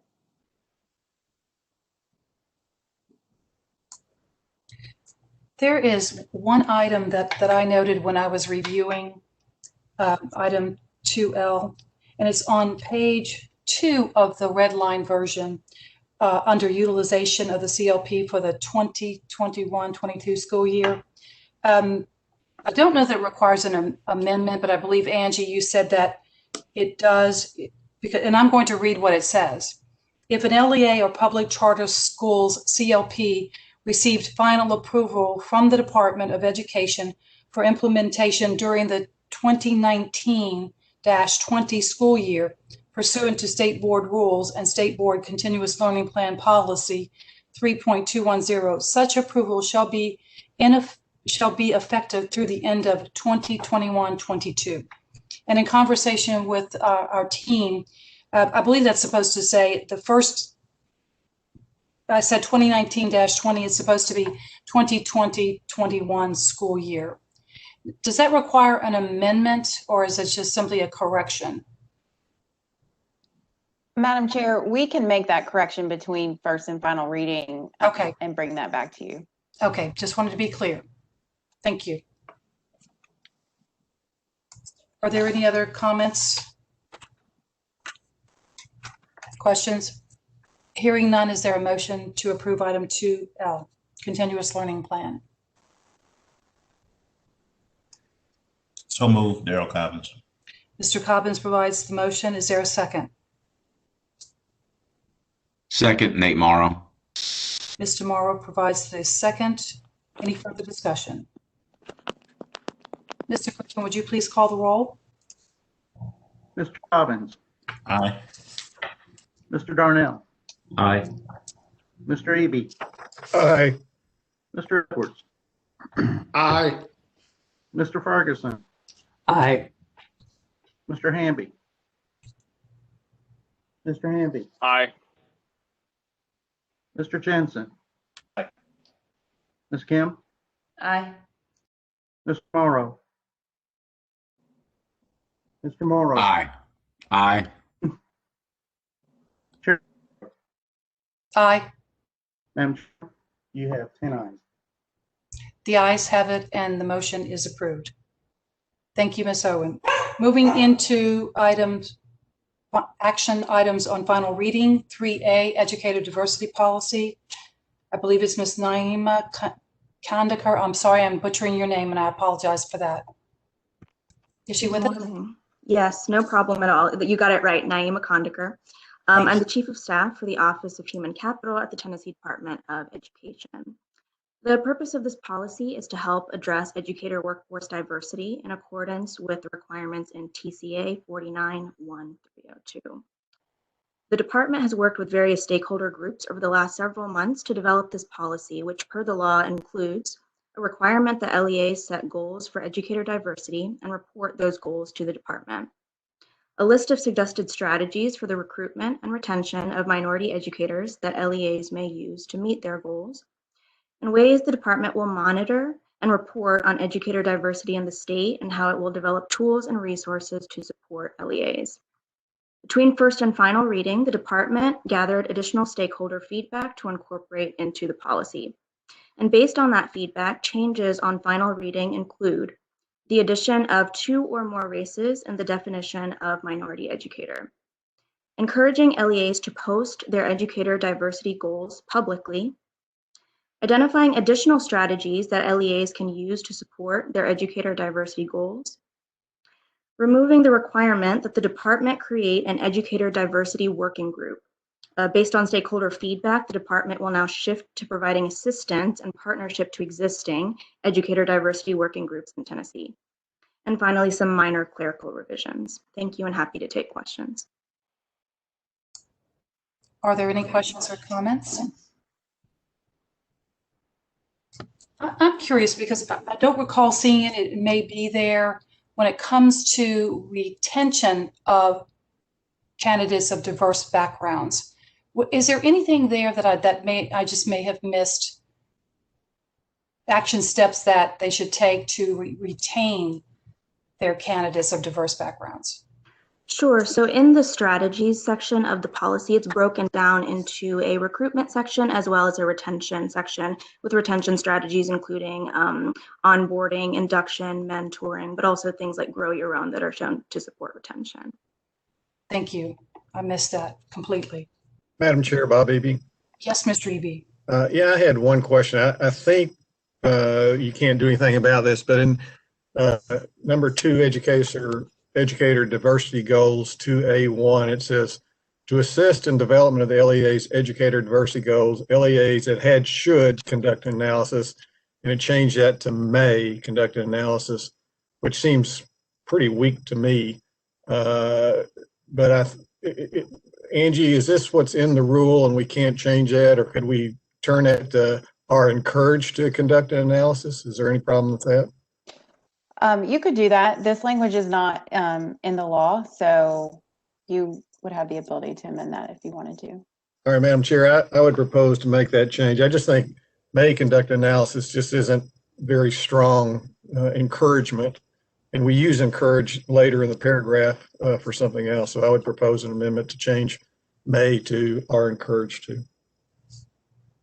So you're making a motion to amend the language from may to shall, and no, the original language was should.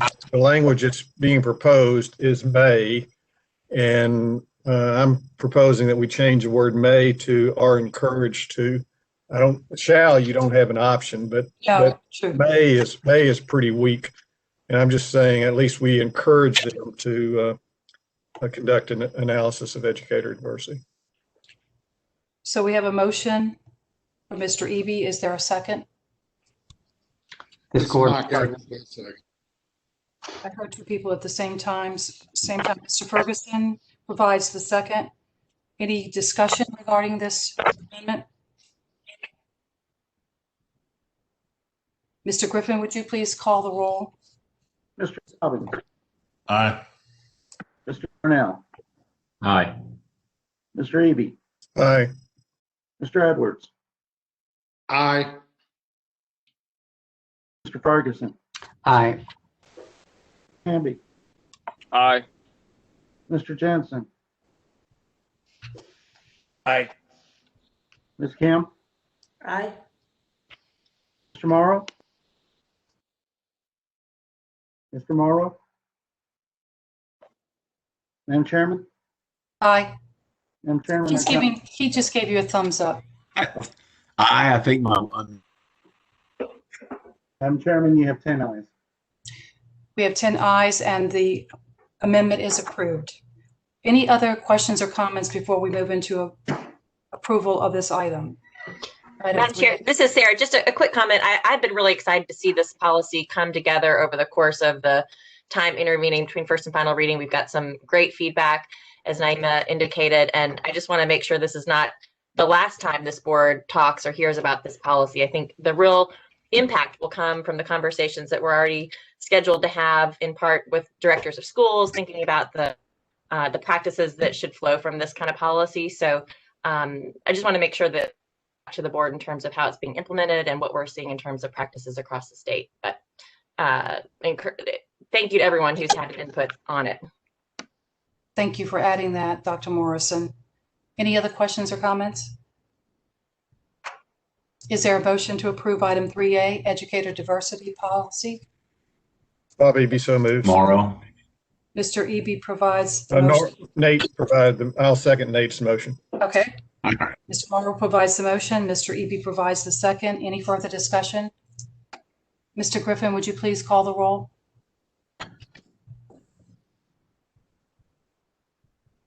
Mr. Cobbins.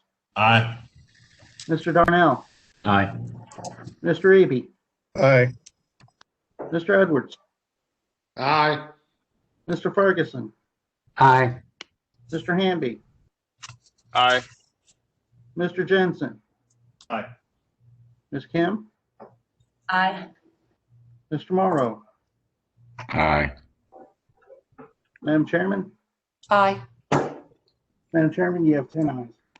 The ayes have it, and the motion is approved. Thank you so much, Ms. Kondaker. Moving on to item 3B, English as a Second Language Program Rule, Mr. Jack Powers. Thank you, Madam Chair. This is Jack Powers, Director of Policy at the Tennessee Department of Education. So just to provide a little bit of context, states, school districts, and our schools are required to provide special programs for students who are English learners to comply with Title IX of the Civil Rights Act of 1964 and the Equal Educational Opportunities Act. And then additionally, the Every Student Succeeds Act requires that states develop standardized entrance and exit criteria for English learner students. And in effect, what this item is the newly created rule that dictates how Tennessee will do that. So previously, the guidelines and criteria related to ESL programs in Tennessee were outlined in the state board's ESL program policy. But in 2018, Chapter 929 required some information that had previously been included in policies to be moved to rule. And so to comply with Public Chapter 929, we set out to create a new ESL program rule that basically moved most of the requirements from the ESL program policy into rule. This English as a Second Language program policy moving forward will serve to further define the rule and provide additional context regarding the identification, placement, and exit criteria for English learner students. So between first and second reading, I did want to note a couple of changes that we made. First and foremost, we made a couple of changes to clarify some assessment names and cut scores related to service delivery. And this was largely related to coming into alignment with the exact verbiage and phrasing in the WIDA manuals that our practitioners in the field are most used to seeing.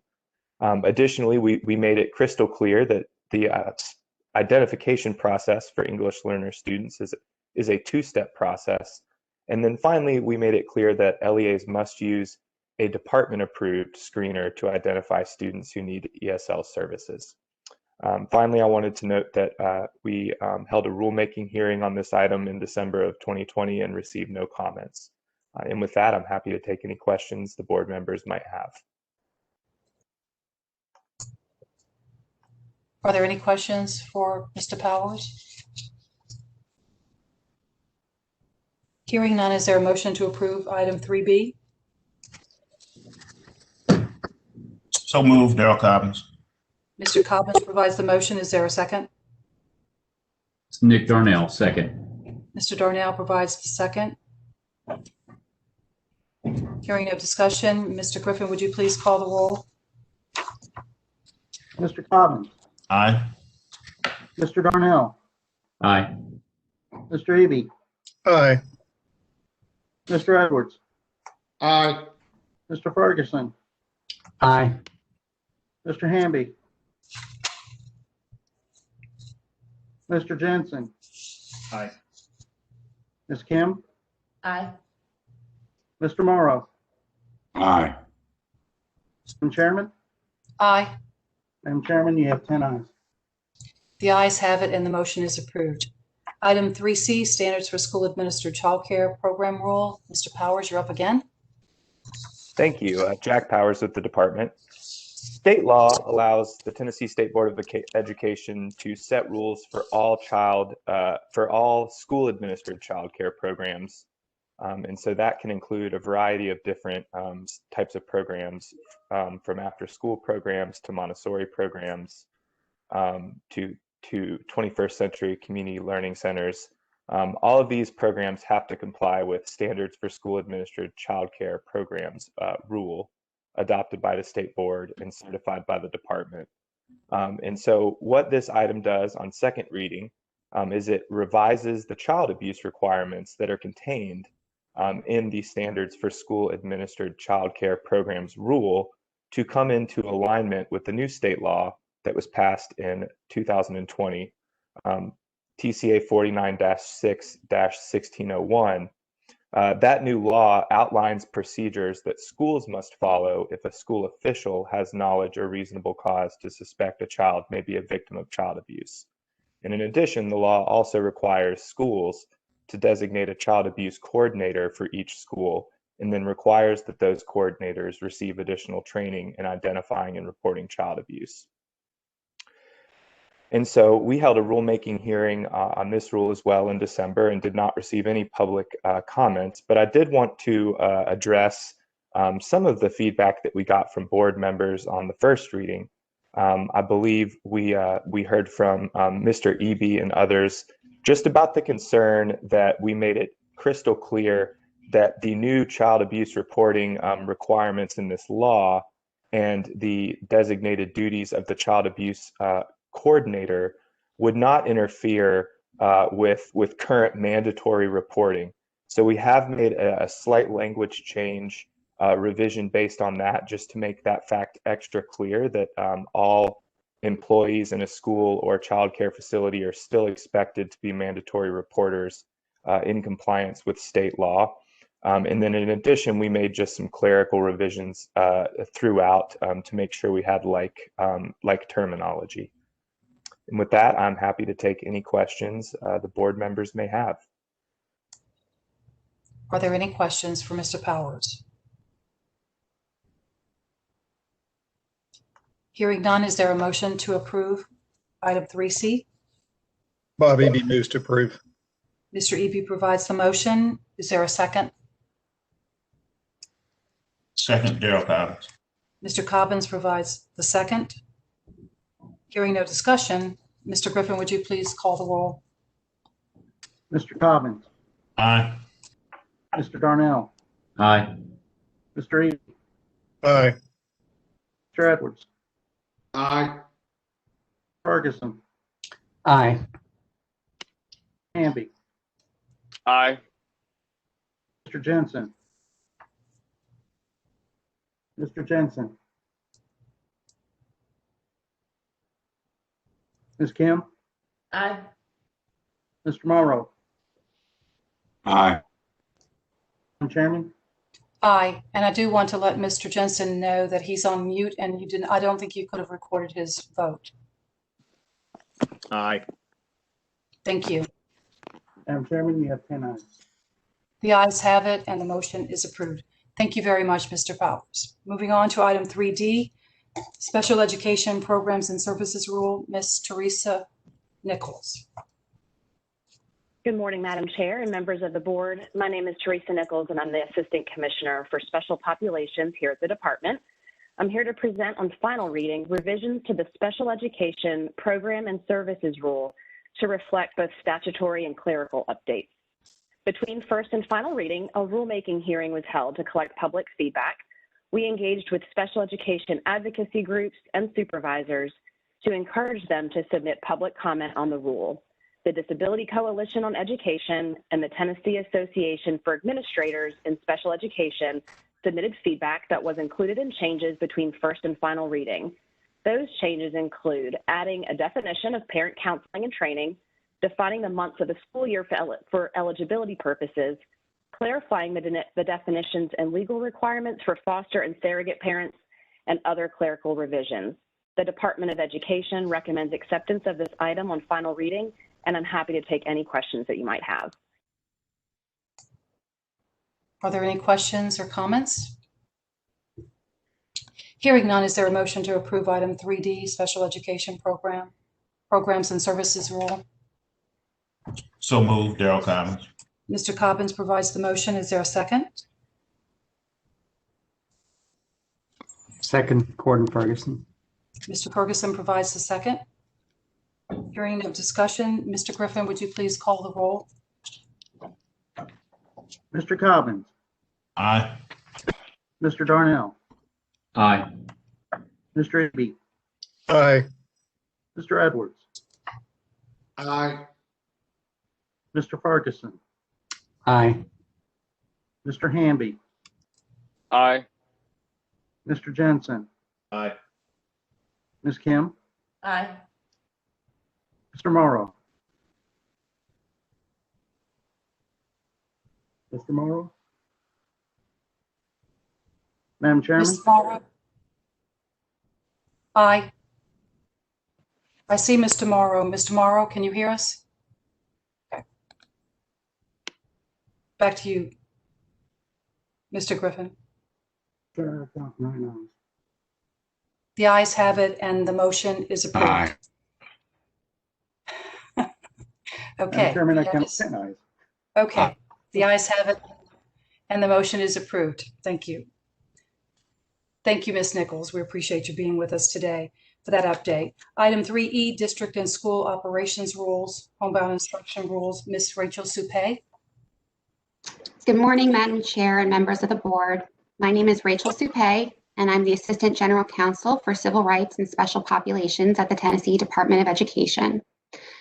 This final reading item regarding homebound instruction requires that school districts provide a homebound instruction program for students requiring medical homebound. Between first and second reading, a rulemaking hearing was held to collect stakeholder feedback on the rule. During that rulemaking hearing, we received feedback from the Tennessee Homebound Consortium, and recommendations have been incorporated into the rule, as well as some additional clerical changes. And with that, I'm happy to take any questions. Are there any questions for Ms. Supay? Hearing none, is there a motion to approve item 3E? So moved. Nate Morrow.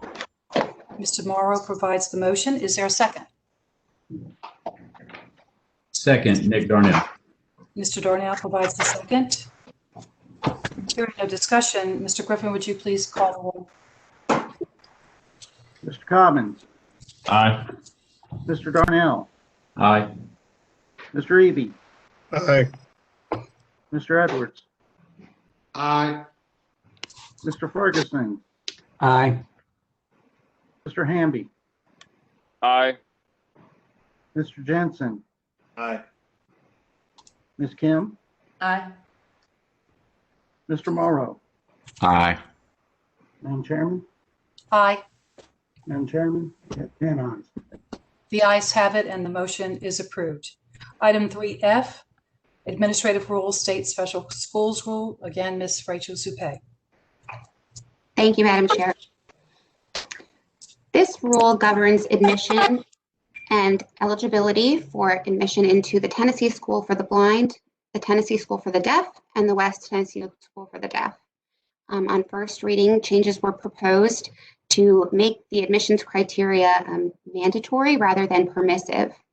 A rulemaking hearing was held in December of 2020 to solicit stakeholder feedback, and no comments were submitted regarding this rule. The changes between first and second read are only minor clerical revisions. I'm happy to answer any questions. Any questions?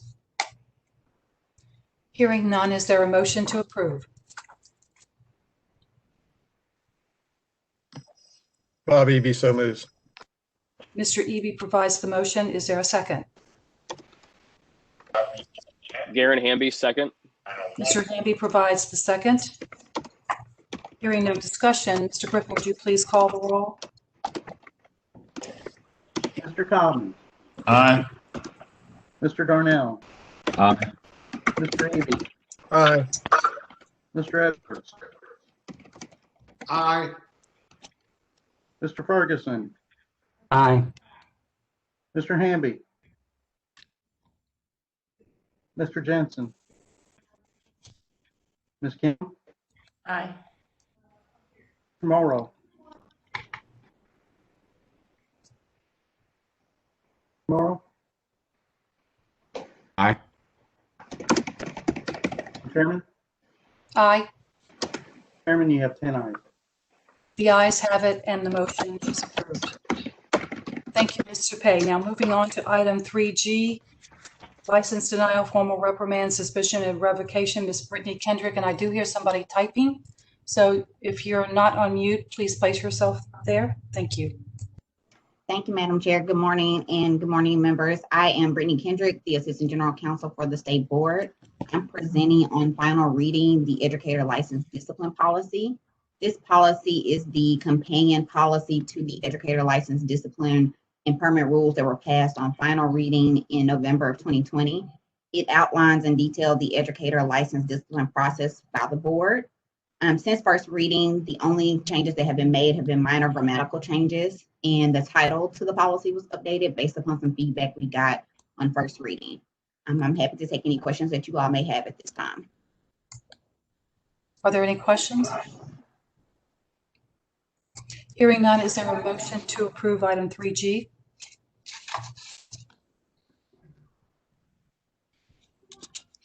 Gordon Ferguson, so moved.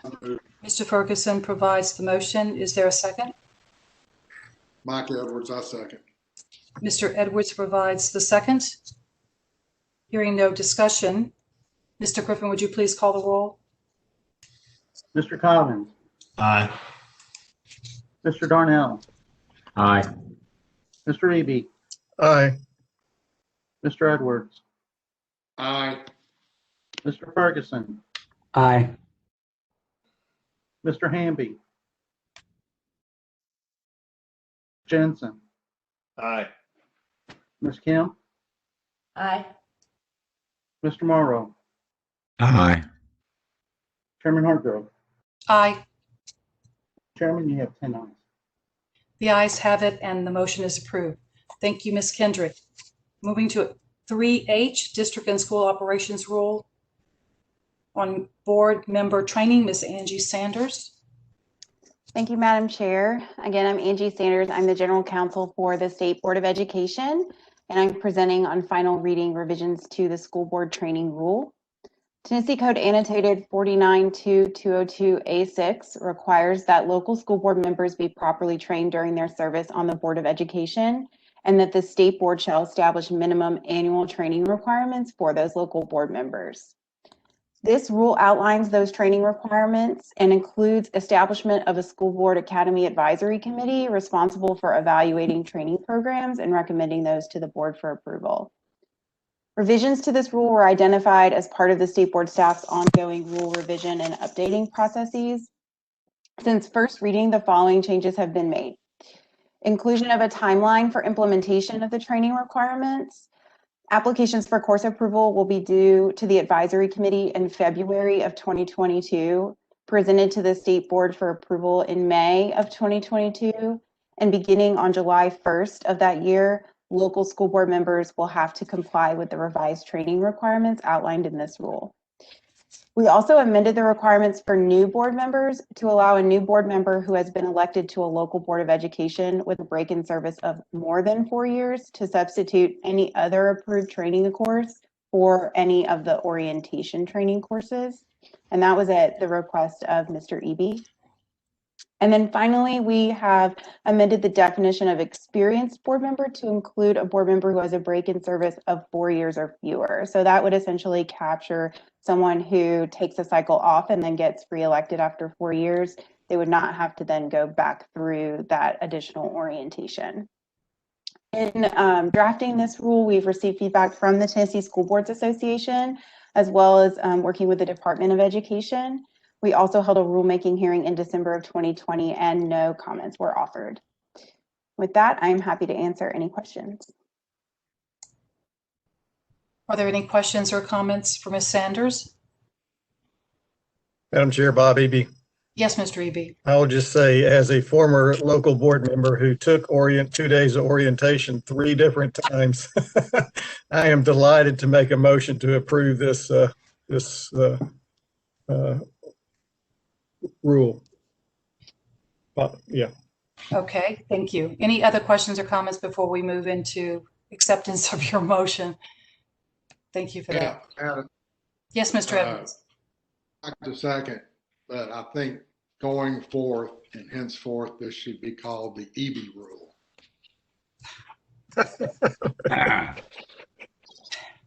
I'm not accepting that now. I'm kidding. I make the second. Okay, we have a motion from Mr. Eby and a second from Mr. Edwards. Is there any further discussion? Hearing none, Mr. Griffin, would you please call the roll? Mr. Cobbins, Aye. Mr. Darnell, Aye. Mr. Eby, Aye. Mr. Edwards, Aye. Mr. Ferguson, Aye. Mr. Hamby, Aye. Mr. Jensen, Ms. Kim, Aye. Mr. Morrow. Aye. Madam Chairman? Aye. Madam Chairman, you have 10 ayes. The ayes have it and the motion is approved. Thank you, Ms. Sanders. Item 3I, Charter Schools Amendment Appeals Rule. Ms. Judy Spencer. Good morning, Madam Chair and members of the board. I am Judy Spencer, Senior Director of Choice at the department. I am presenting on item 3I, which proposes revisions to the amendments to the Charter Agreement and Appeals Process, Section 0520-14-01-.06, to specify a time frame governing when an authorizer must submit to a charter school its grounds for denial of an amendment application. This timeframe aligns with changes made in other sections of the rule approved at the November 6, 2020 State Board meeting. A rulemaking hearing was held on January 6th of 2021, and no comments were offered at the hearing. Changes between the first and final reading include minor clarifications and clerical revisions. This item has no financial impact on an LEA, and the department recommends approval of this item on final reading. The SBE staff confers with this recommendation. I'm happy to entertain any questions. Thank you. Are there any questions or comments for Ms. Spencer? Hearing none, is there a motion to approve item 3I?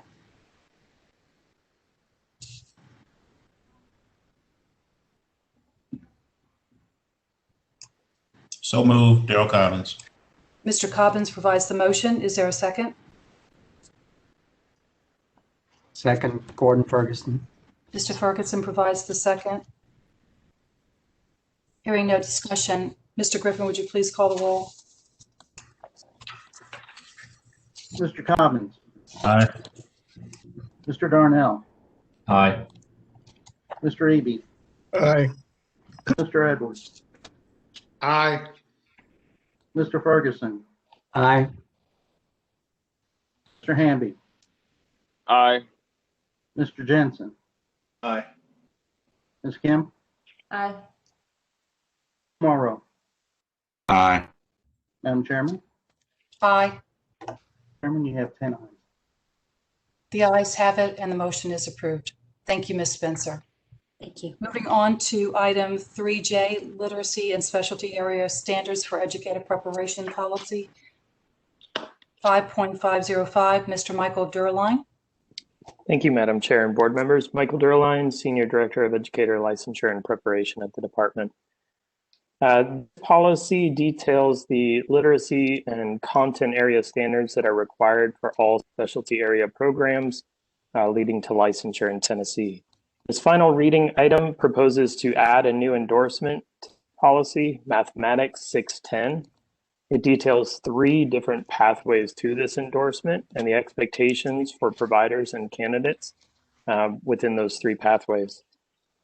This item did come on first reading back in July of 2020. We were awaiting the Council for the Exceptional Children to revise their standards. It came later than expected.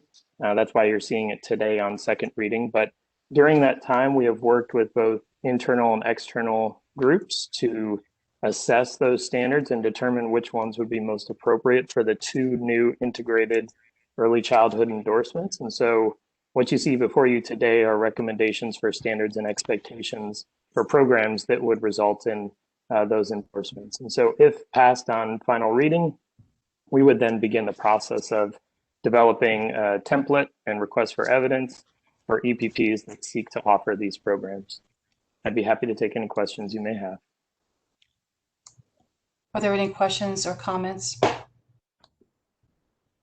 I do have what I believe needs to be in the form of a motion, since this item is on final reading, and it's on page 21 of the red line version under item B, program components 3 through C. There are words that are used. I'll give you an example and then I'll tell you the exact wording. But it's rather lengthy. So item 3 says programs are designed with significant focus on integration of early childhood and special education preparation. I'm proposing an amendment. I'm making a motion that the language be changed to read programs shall be designed with a significant focus on integration of early childhood and special education preparation and include A, B, and C. And as well in A, B, and C, I am proposing a change from using simple verbs like are. So example A, early childhood and special education instruction and assessment content are taught together, and I'm saying should be taught together. And item B says assignments provide opportunities for candidates to apply their knowledge. I'm saying assignments should provide opportunities for candidates to apply their knowledge. And C, EPPs provide integrated and early childhood and special education clinical experiences. I'm suggesting adding shall provide. So that's my motion. It's probably too wordy. And maybe if I need to take those individually, please tell me. But I feel very strongly, and of course somebody can disagree, that we should be more definitive in the action that's required, especially when it talks about the EPPs, because it says programs are designed, early childhood will or are, but we want them to do these things. So I'm suggesting that language change I just proposed as a motion. Is there a second? Madam Chair, this is Mike Edwards. I second. You provide this, Mr. Edwards provides the second. Is there any discussion? Hello. Thank you. Hearing no discussion, we'll ask Mr. Griffin to call the roll to approve the amendment, the amended language. Mr. Cobbins. Aye. Mr. Darnell. Aye. Mr. Eby. Aye. Mr. Edwards. Aye. Mr. Ferguson. Aye. Mr. Hamby. Aye. Mr. Jensen. Ms. Kim.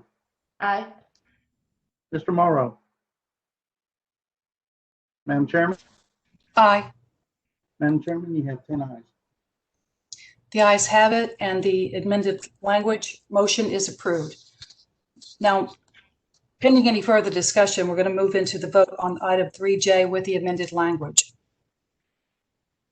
Unless there's further conversation or discussion. Is there a motion to approve item 3J? This is Mike Edwards. Yes, Yeah, Mr. this is Mike Edwards. I so move. Mr. Edwards provides the motion. Is there a second? Second, Darrell Cobbins. Mr. Cobbins provides the second. Any further discussion? Mr. Griffin, would you please call the roll? Mr. Cobbins. Aye. Mr. Darnell. Aye. Mr. Eby. Aye. Mr. Edwards. Aye. Mr. Ferguson. Aye. Mr. Hamby.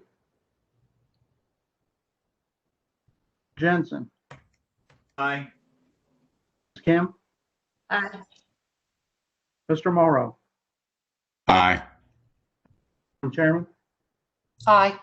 Madam Chairman, you have 10 ayes. The ayes have it, and the motion is approved with the amended language. Thank you. Michael, I believe you have the next item. Item 3K, Educator Preparation Permanent Rule. Eligible providers. Great, thank you. Due to the COVID-19 public health emergency, during the April 2020 meeting, the State Board passed emergency rules. One of those rules was focused on eligibility to become an educator preparation provider in Tennessee and clarified that an LEA or consortium of LEAs eligibility was based on performance designations from the 2 most recent school years where performance designations were available.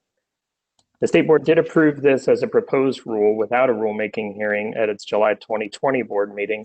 However, because the rule was previously promulgated as an emergency rule, this requires a rulemaking hearing. To ensure compliance with the law, the State Board withdrew the rule adopted in July of 2020 to conduct a rulemaking hearing. Rulemaking hearing was held in January of 2021 and no comments were offered. I'd be happy to take any questions you may have on this item or defer them to Angie. Questions for Mr. Durline?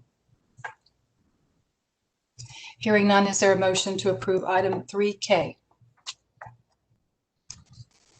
So moved, Darrell Cobbins. Mr. Cobbins provides the motion. Is there a second? Bob Eby, second. Mr. Eby provides the second. Hearing no discussion, Mr. Griffin, would you please call the roll? Mr. Cobbins, Aye. Mr. Darnell, Aye. Mr. Eby, Aye. Edwards, Aye. Ferguson, Mr. Ferguson, Hamby, Aye. Johnson, Kim, Aye. Morrow, Mr. Morrow. Madam Chairman? Aye. Madam Chairman, I count 8 ayes. The ayes have it and the motion is approved. Thank you, Mr. Durline. Moving to item 3L, Charter School Rule. Ms. Allie Gaffey. Hello again, Allie Gaffey, Interim Director of Charter Schools for the State Board. The authorizer evaluation rule defines the overall evaluation process and the follow-up actions of the State Board based on the evaluation. Prior to presenting this item on final reading today, our staff solicited feedback from authorizers and other stakeholders. We held a rulemaking hearing to gather further feedback and administered a pilot evaluation this last fall. As a result of these efforts, the rule has been updated to include clarification as to when the authorizer has the opportunity to provide corrections and a response to the evaluation report in alignment with statute. Aligning language regarding expectations for the corrective action plan, removing the expectation that all authorizers submit supporting documentation with the self-assessment during a non-evaluation year, requiring the State Board to approve the evaluation ratings and any recommended reductions to the authorizer fee, and also clarifying that the State Board can act on its own or upon recommendation of the Executive Director to reduce an authorizer fee. I'd also like to clarify a point that you made earlier, Bob. As stated in this rule, the consequence for any non-compliance is that the State Board may move to reduce the total collected fees from all of the authorizers' charter schools up to a maximum of 50% in any school year. So with that, happy to answer any questions you may have. Madam Chair, Bob Eby, thank Yes. you, Allie, for that clarification. That puts a little more teeth into it. Yes. Any other questions or comments? Hearing none, is there a motion to approve item 3L? Bob Eby moves to approve. Mr. Eby provides the motion. Is there a second? This is Mike Edwards. I move second. Mr. Edwards provides the second. Any other comments or discussion? Mr. Griffin, would you please call the roll? Mr. Cobbins, Aye. Mr. Darnell, Aye. Mr. Eby, Aye. Mr. Edwards, Aye. Mr. Ferguson, Aye. Mr. Hamby, Aye. Mr. Jensen, Ms. Kim, Aye. Mr. Morrow. Morrow. Madam Chairman? Aye. Madam Chairman, I count 9 ayes. The ayes have it and the motion is approved. Thank you, Ms. Gaffey. Item 3M, Educated Preparation Providers and Specialty Area Programs Approval. Dr. Annie Insana. Thank you, Madam Chair. Annie Insana, Senior Director of Educator Preparation with the department. The recommendations in item 3M are related to 6 comprehensive review outcomes that occurred during the spring of 2020 and 1 provider status change recommendation. In relation to the 6 comprehensive reviews, as brief context, there are 2 pathways for ongoing state approval for EPPs and specialty area programs. The National CAPE accreditation process facilitated through a CAPE state joint review and the state managed process. Reviews occur every 7 years, and the outcomes from these reviews are brought to our Advisory Committee on Educator Preparation, a committee of 7 appointed LEA and EPP representatives that examine the accuracy and the integrity across all EPP and SAP reviews. There are 5 review outcome statuses outlined in State Board rule ranging from full approval, exemplary status to denial of approval. The specific comprehensive review outcomes recommended today include 3 CAPE state joint reviews and 3 state managed reviews. Lipscomb University's CAPE state joint review team concluded that all CAPE standards were met with no deficiencies. The provider is recommended for full approval and full approval for all licensure programs. Lincoln Memorial University's CAPE state joint review concluded that all CAPE standards were met with 2 areas for improvement. The provider is recommended for full approval, minor stipulations, and full approval for all licensure programs. Union University's CAPE State Joint Review Team concluded that all CAPE standards were met with 4 areas for improvement. The provider is recommended for full approval, minor stipulations, and full approval for all licensure programs. Tennessee Wesleyan University's State Managed Review Team concluded that all CAPE standards were met. Some minor stipulations were cited. The provider is recommended for full approval, minor stipulations, and full approval for all licensure programs. Cumberland University's State Managed Review Team concluded that all CAPE standards were met.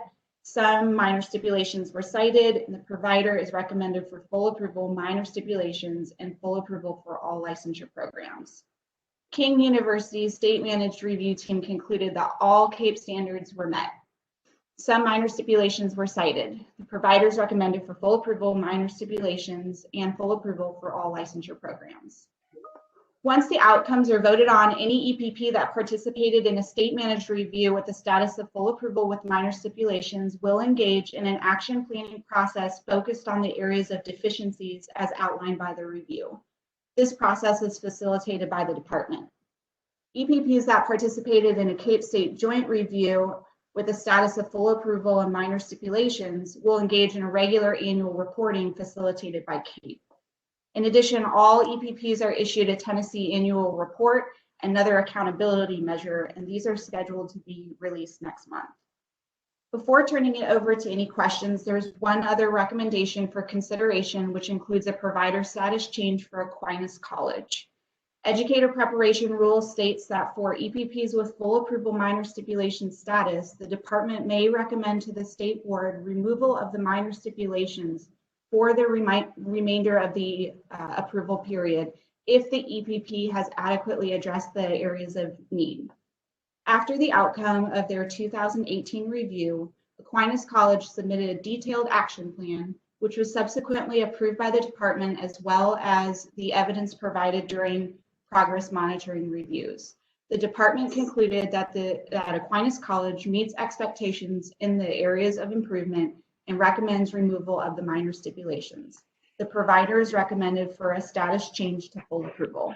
Happy to answer any questions you have. Are there any questions for Dr. Insana? I have one clarification for you with regard to King College. I believe they were cited. It was minor stipulations with regard to placements in Virginia. And so just wondering, in conversation with them and their proximity to Virginia, is it because there's such a small number of placement opportunities within their own city and county? Is that what the issue is there? I may need to defer to Michael for this, but I believe state board policy actually indicates that the clinical practice needs to remain in Tennessee. And so, of course, they are a border state, and there are opportunities that, if not founded in Tennessee, that they have opportunity to be able to go to Virginia, for example. There is a process set up that they would ask and require permission from the department if there are one-off situations. And we do review and approve those. Right. I did understand the fact that they're expected to do the clinical experiences in Tennessee. So, Michael, is there anything you want to add? And thank you for that, Dr. Insana.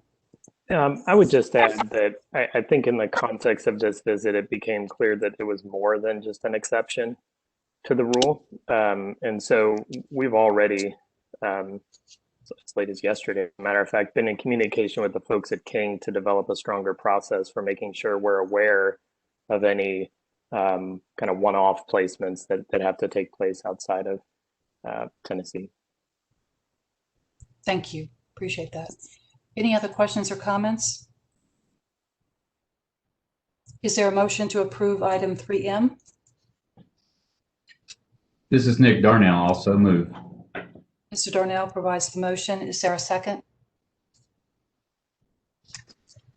Second, Daryl Cobbins. Mr. Coppins provides the second. Any other discussion?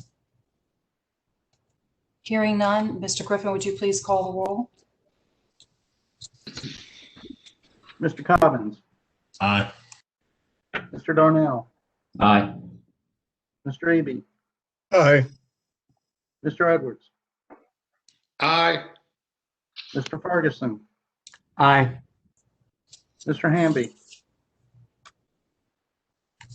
Mr. Jensen. Aye. Ms. Kim. Aye. Mr. Morrow.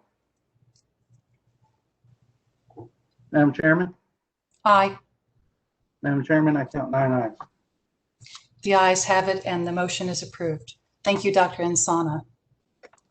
Item 3N, textbook and instructional materials waiver request. Ms. Amy Owen.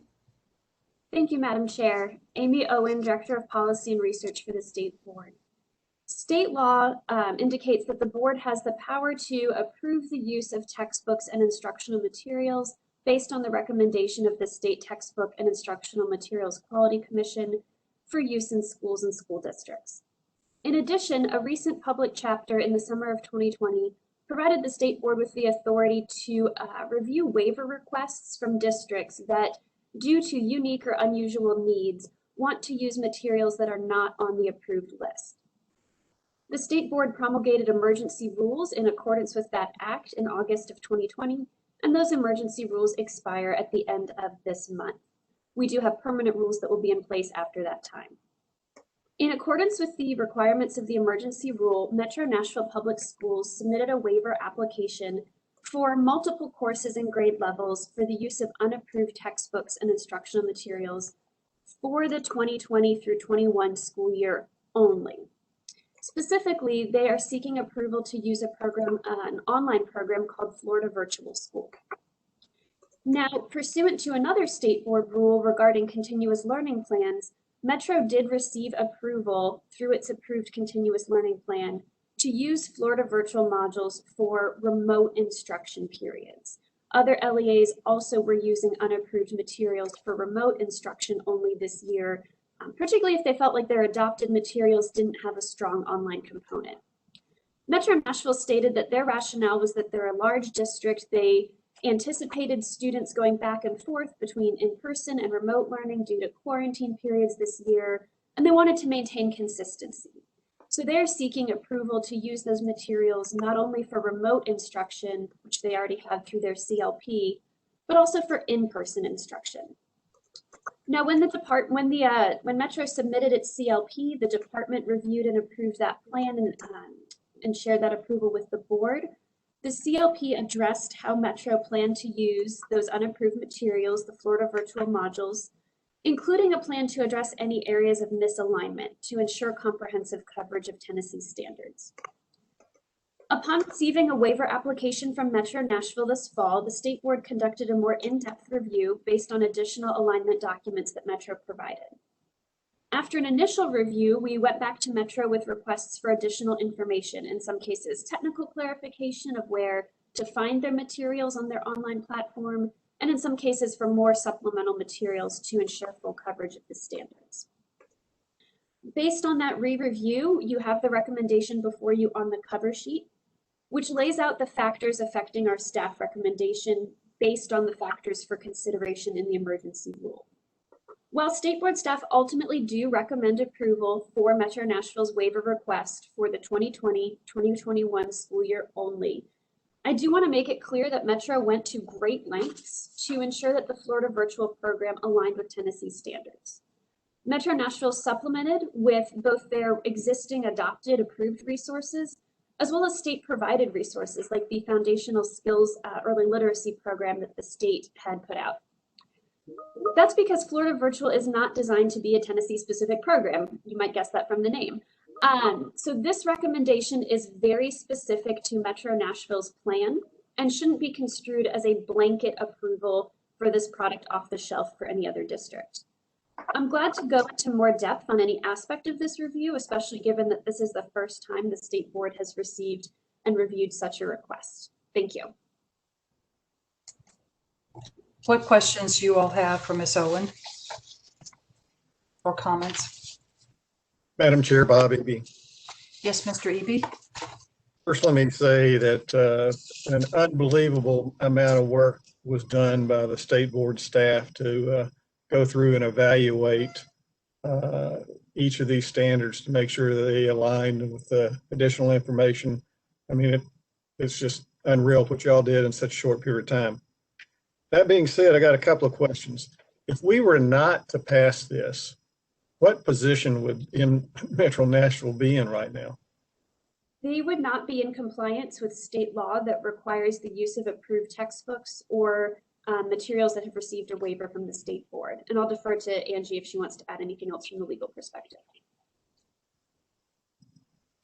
I mean, I'm not sure we have much option at this point in time, but the other thing I want to make sure of, this is for this year only. And what I don't want to happen is it's like the nose of the camel in the tent. In other words, we have standards, we have processes, and I think we need to make it clear that, you know, this is a one-time only approval under certain circumstances, and it doesn't give them the right to come back next year or think that they're going to come in with waivers in the future and use you know, Florida virtual learning system. Just a comment. Thank you. Yes, Mr. Eby, thank you. Other comments? Yeah, Amy. Mr. Edwards. So if we did, and it doesn't, I don't think in February there's enough time to do that, but theoretically, if we got a request by another district to adopt Florida virtual, do we have enough to hang our hat on in denying that, having approved it for Nashville? That's part of why we want to be very specific that this recommendation is not just about Florida virtual. It is about the entirety of what Metro Nashville submitted to us in terms of their plan for using Florida virtual as a basis, but also their adopted and approved materials, state resources, and other things that the district developed.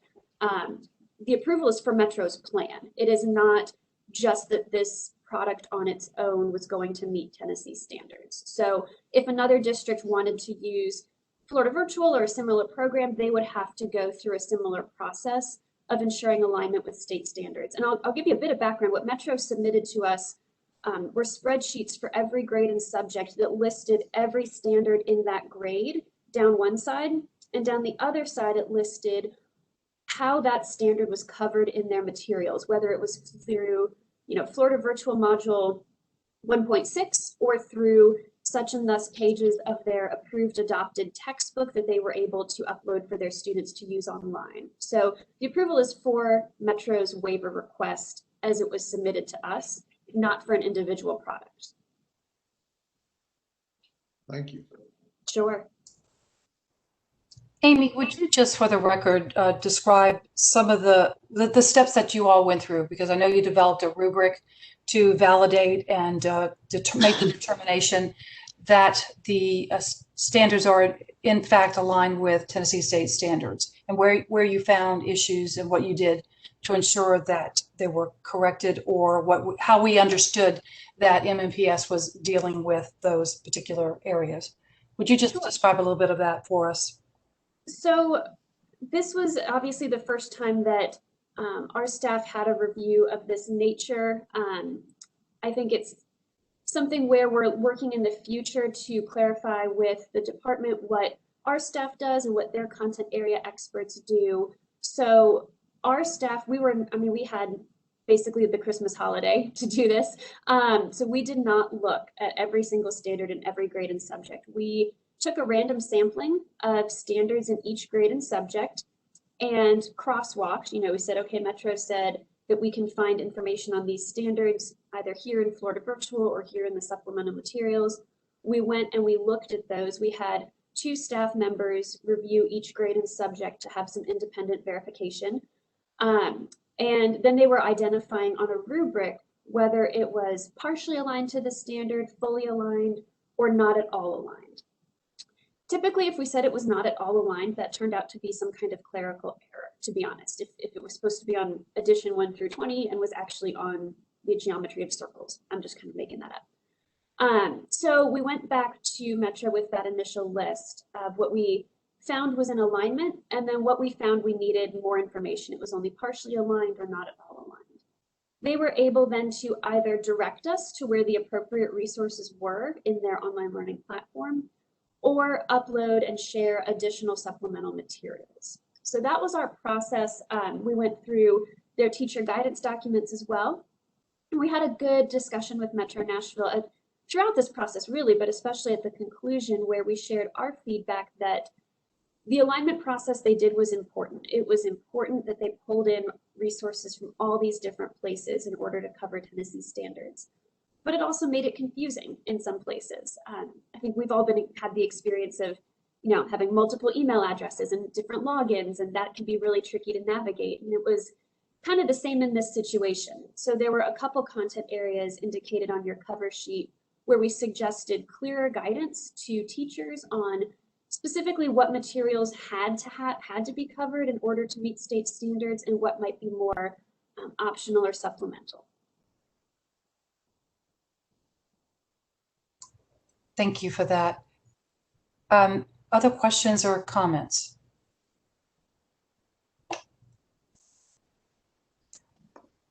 In your review and in conversations with the district, what noticeable differences would there be anyway from a virtual instructional opportunity versus an in-person? What would be the distinction? Because they were originally approved in their continuous learning plan at the height of, when we first passed that in policy and rule. So could you help us to understand? Because I think some people would say, well, what's the difference? If they were approved to do this on virtually, why would they not be able to use it online? What's the distinction there? Gotcha. So is your question, why did we originally develop this 2-step process of one thing for virtual and one thing for in-person? I'm barely hearing you. Oh, I'm sorry. No, that's okay. So when we were working on the continuous learning plans, we recognized that, there's some adopted materials out there that might have really robust online components, but there are others that are simply not designed to be used for an online course. They might just be a hardback textbook. So we wanted to have flexibility for districts, if they had students who elected to be remote all year, or if they were going in and out of quarantine. It is different to say, we are sure that when you're delivering in-person instruction, we do have state adopted materials that you could be using. That's why we felt like it was an extra bar or kind of an extra ask to use unapproved materials during an in-person setting when we know that you have adopted materials that could be used during that time. That's why we originally put in the rules this summer that if a district wanted to use unapproved materials for in-person learning, they had to submit a separate waiver.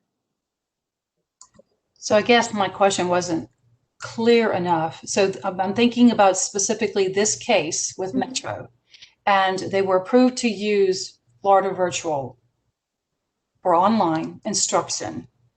And what is, I guess, the challenge with converting the usage of that to in person. So I could imagine the dilemma in, especially now, here we are in February, the school year is going to be over in 3 months or so, that shift. So why would the virtual materials in the first place not be okay to use in person versus online for Tennessee in the first place? So may not be being as clear as I need to be, but it's a virtual program. And in some cases, in some cities, you have hybrid usage of online materials. You have people who are in the classroom and you have them online. They have the students at the same time in the classroom and online. So why would any program, and this one in particular, not have automatically been a natural conversion?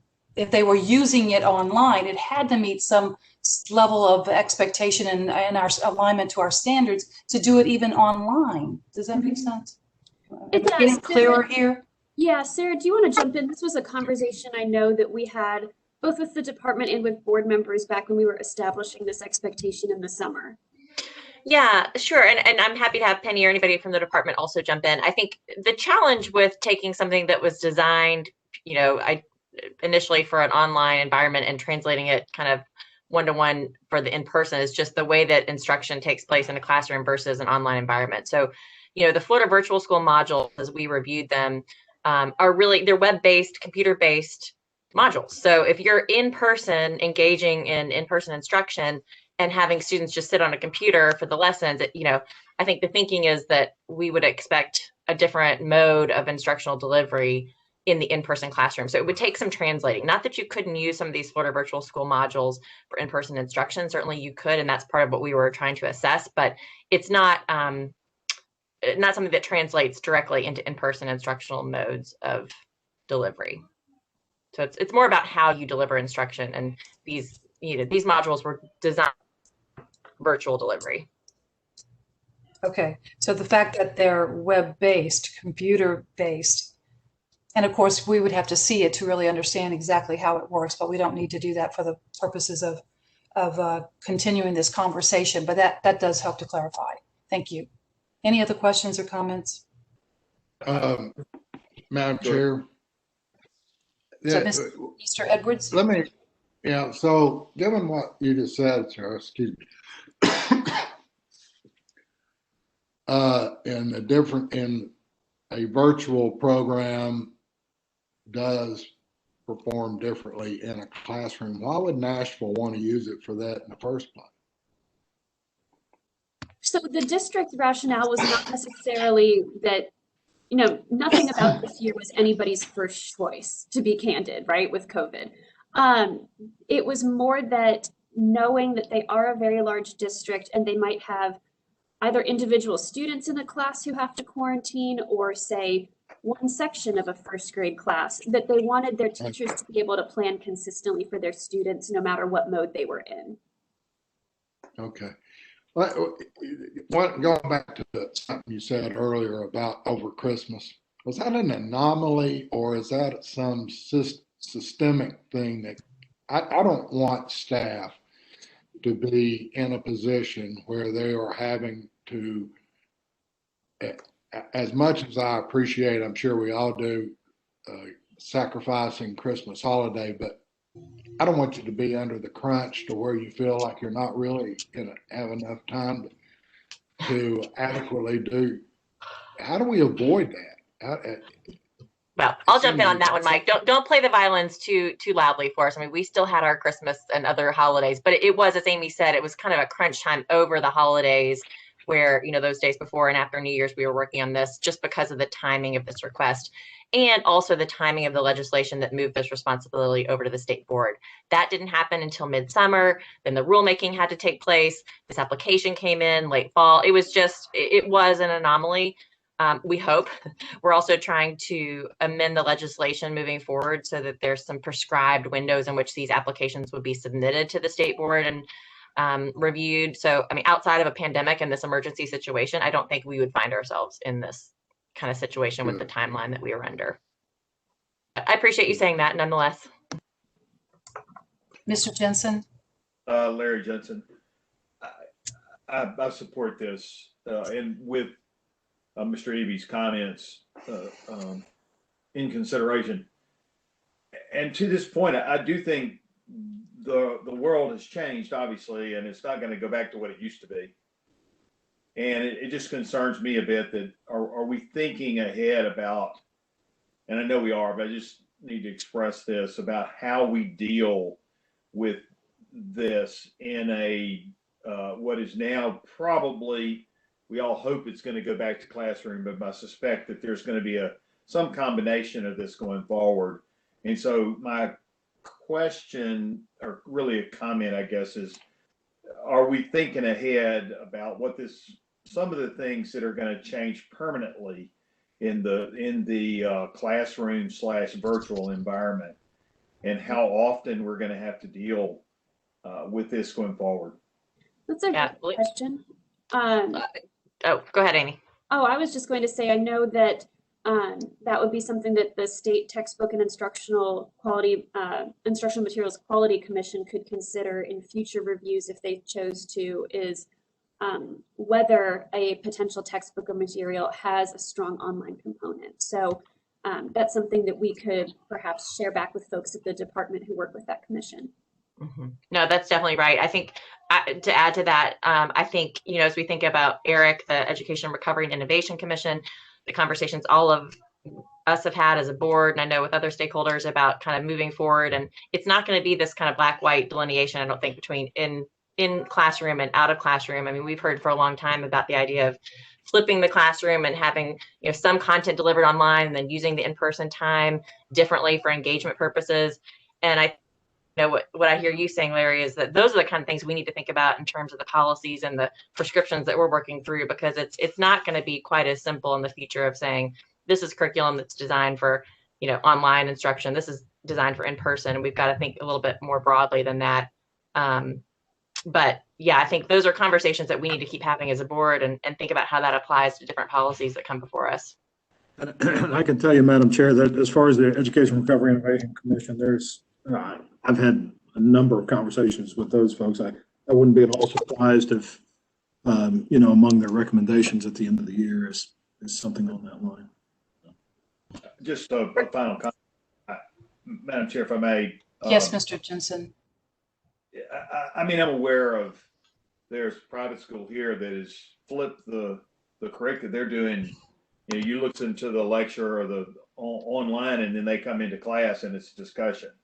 Right. Also, accelerated math classes, for example, that are coming out of a university where kids who are at that place in high school are in those classes.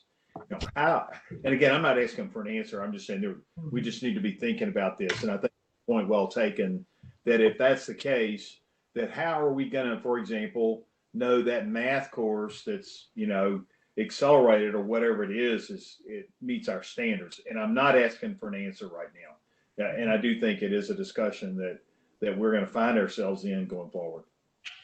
Definitely. I think the implications, just one last thought there too, for our teacher prep programs and how we think about the pipeline of educators coming out and what they're prepared to do. That's something that Eric has brought up as well, but I think that's got to be part of it, is it helping get teachers comfortable with this more kind of nimble mode of delivering instruction is a big part of it too. But thanks for that comment, Larry. I think it's spot on. Yes, we have had these conversations before, but of course, I think when ERIC was created, at least in my mind, I had the idea, as Nathan had stated, that they would help us in some of this regard. And Amy, to your point, you mentioned the Textbook and Instructional Materials Commission. We're looking at them to do their part, but we all talked about the Great Reset, and we have this opportunity in education because of what the pandemic has brought to our doorstep, to look at this differently and make sure that we have those materials and that we are vetting everything appropriately. But many directors that I've spoken to, they were looking for, give us the tools, give us the materials, give us the information, because they were so knee deep in, as we all know, the safety side of it. I think they were struggling to figure out, how am I going to do this, even the hybrid model. So yes, there's certainly a lot more work that needs to be done in that arena. And I hope that the ERIC will come forward with what we all want to hear and need to move forward. Any other questions or comments?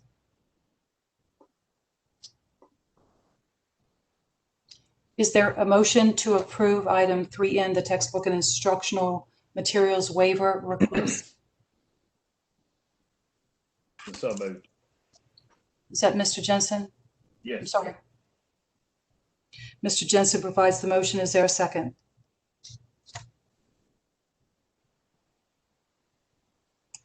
Second, Darrell. Mr. Cobbins provides the second. Any further discussion?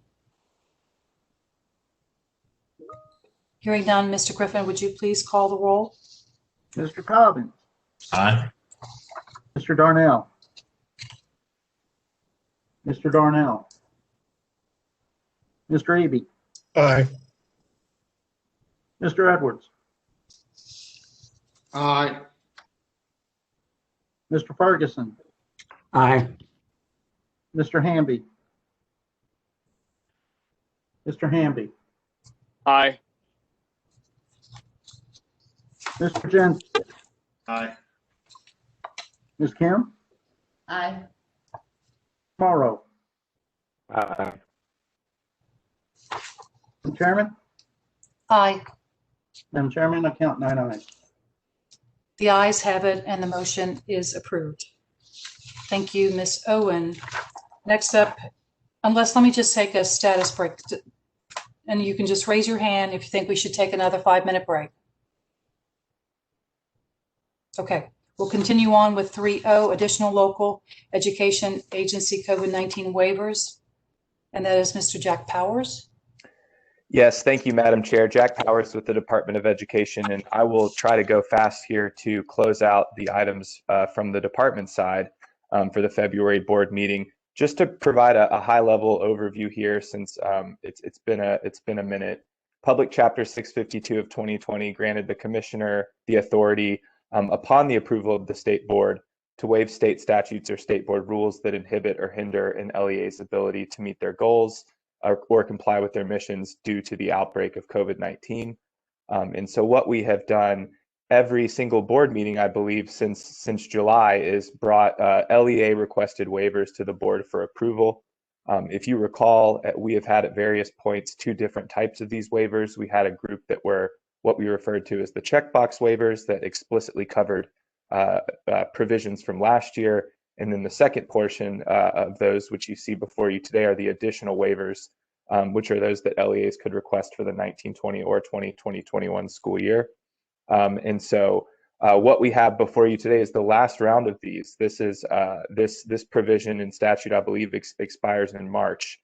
And so what we have in front of you are the remaining waivers that LEAs have requested.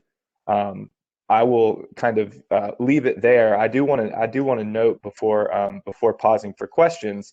One of the things that we've done every time we've brought these is just kind of note if there are any that you board members have or have not seen in the past. And so I do want to take just a moment and address 2 items that are on the spreadsheet that accompanies this. The first is a request for a waiver of observations. I believe in that item was requested by Murfreesboro City Schools. That was recommended for a denial. And again, that's the first time board members you have seen that request. So I did want to call it out. There is another item on here in the denial column that you have not seen before, but it is a slight typo. So I do want to call it out and kind of explain the error. You will notice that for Rutherford County Schools, they requested and we recommended a denial of the TCAP online verification test. And so I just wanted to kind of explain the slight mix-up there. State statute TCA 49-6-6013 required school districts to perform an online verification test before TCAP tests were administered in the 2020-2021 school year. And in fact, all but 5 school districts met that requirement in statute before school closure. Statute only required that online verification test to be completed before the 2020-2021 school year. And so unless an LEA were one of the 5 districts that didn't complete it, there would be no explicit requirement in the law for them to do it again. And so rather than, and just to be clear, Rutherford County Schools requested a waiver for this year when in fact they had already done the online verification last year. So rather than a denial, this should have been one that was just communicated back to the district as not being necessary to request. So I did want to just make sure to note that one. It isn't technically a denial because there's no requirement to be approved or denied, if that makes sense. And so with that, I will leave it to board members for questions and of course any action that you may want to take related to that slight typo in the actual spreadsheet. Thank you for that clarification. Other questions or comments?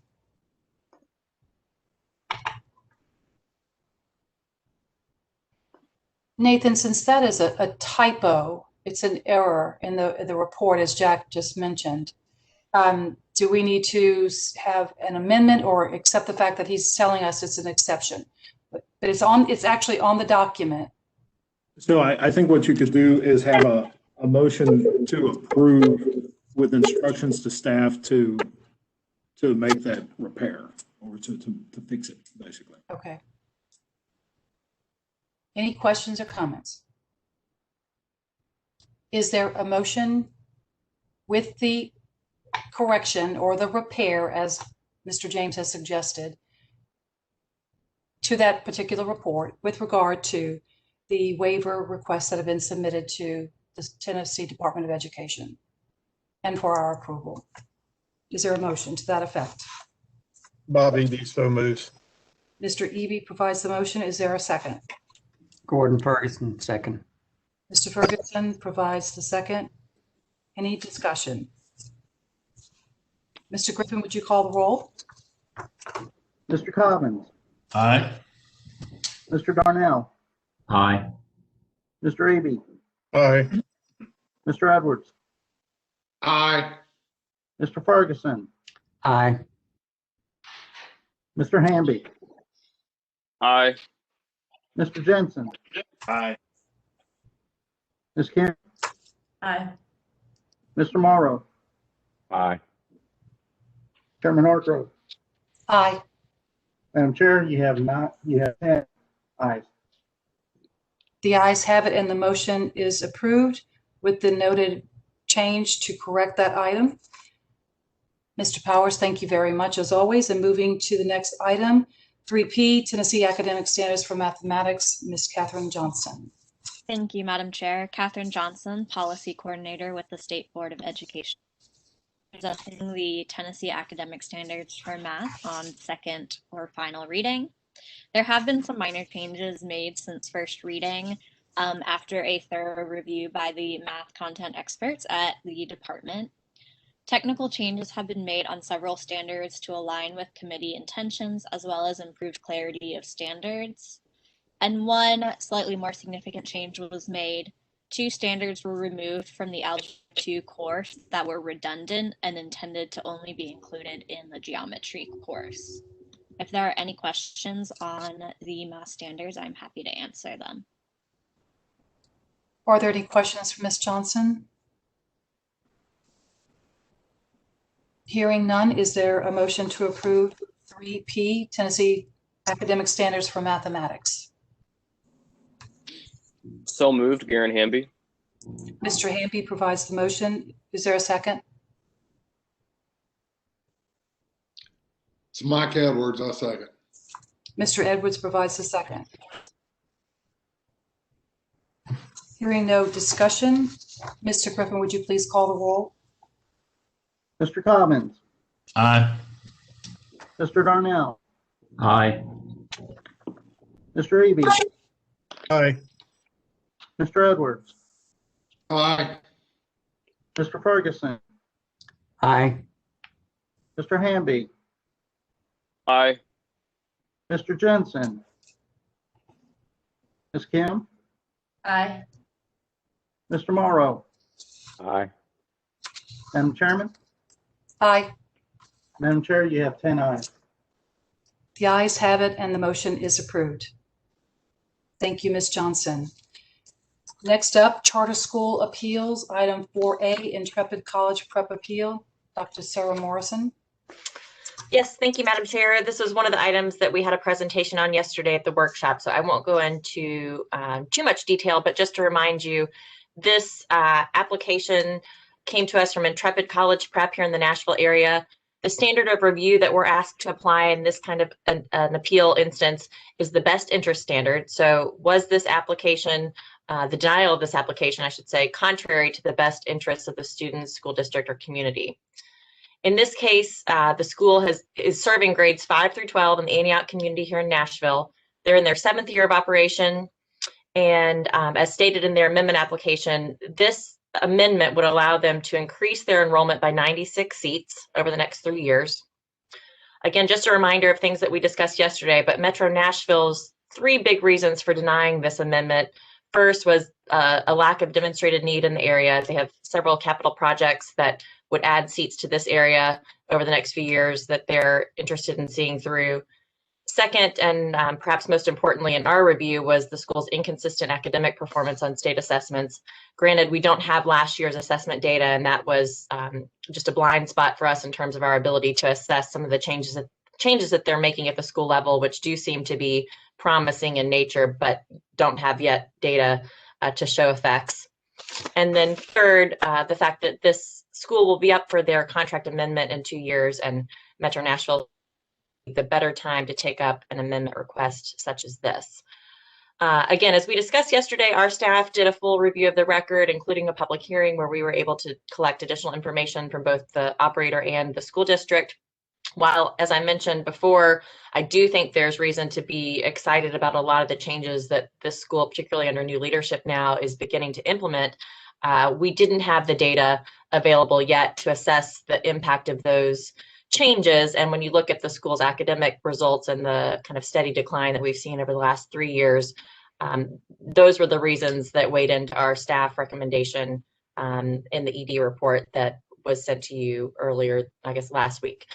So my recommendation is to uphold the local district in this case and to deny this amendment appeal, but I'll stop there and see if there are any other questions that you may have since yesterday's presentation before we take a vote. Any questions for Dr. Morrison?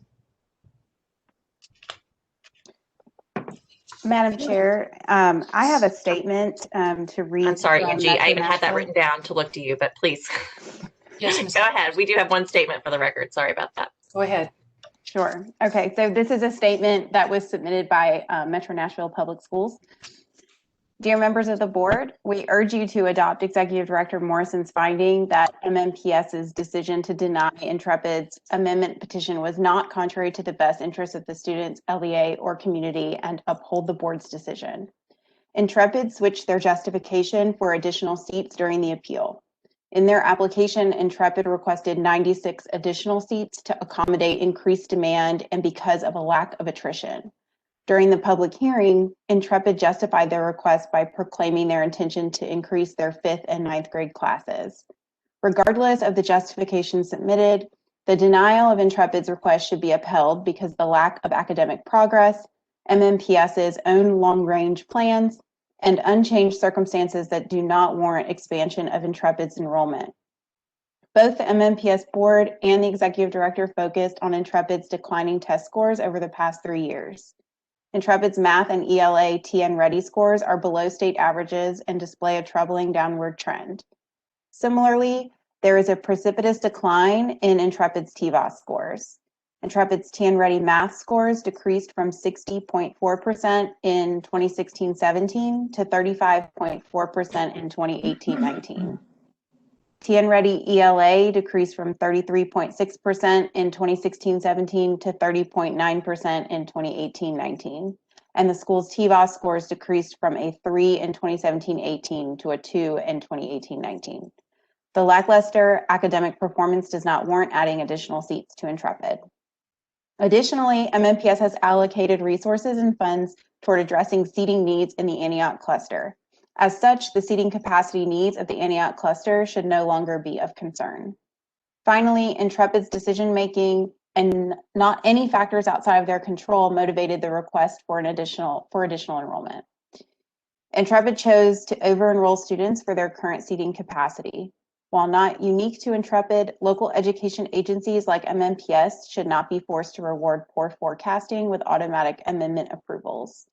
As noted in MMPS's written statement and was noted at the hearing, this effectively asks the LEA to bear the burden of a charter school's inability to accurately predict their own seating requirements.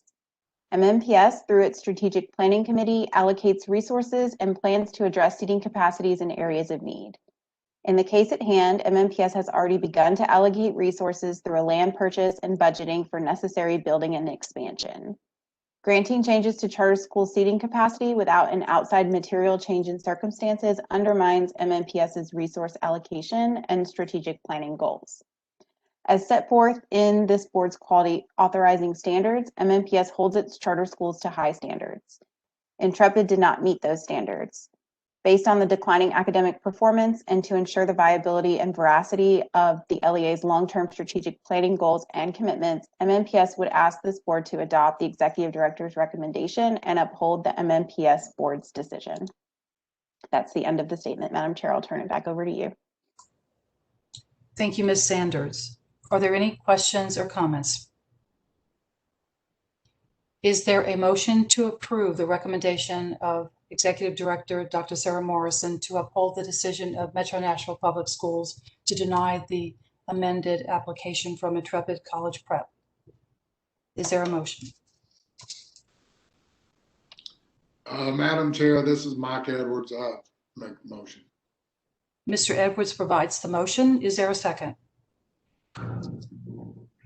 This is Nick Darnell. I'll second. I'm sorry, was that Nick? Yes, ma'am. Mr. Darnell provides the second. Any discussion? Madam Chair, this is Bob Eby. Yes, Mr. Eby. I certainly agree with Dr. Morrison's recommendation. I would just like to say, though, that MNPS, the school, their results are, I think, better than the results of the public schools around the area. And so I would encourage them 2 years from now, hopefully they can turn their declines down and start bringing them back up, and would encourage them to resubmit in 2 years. I think what we have to do is look at what's best for the students. And right now I agree with the recommendation that we have, but I would encourage them to reapply in 2 years. Thank you for your comments. Any other comments? Mr. Griffin, would you please call the roll? Mr. Cobbins. Aye. Mr. Darnell. Aye. Mr. Eby. Aye. Mr. Edwards. Aye. Mr. Ferguson. Aye. Mr. Hamby. Aye. Mr. Jensen. Aye. Ms. Kim. Aye. Mr. Morrow. Aye. Madam Chairman. Aye. Chairman, you have 10 ayes. The ayes have it and the motion is approved. Thank you, Dr. Morrison. Agenda item 5, teacher licensure actions. Ms. Kendrick.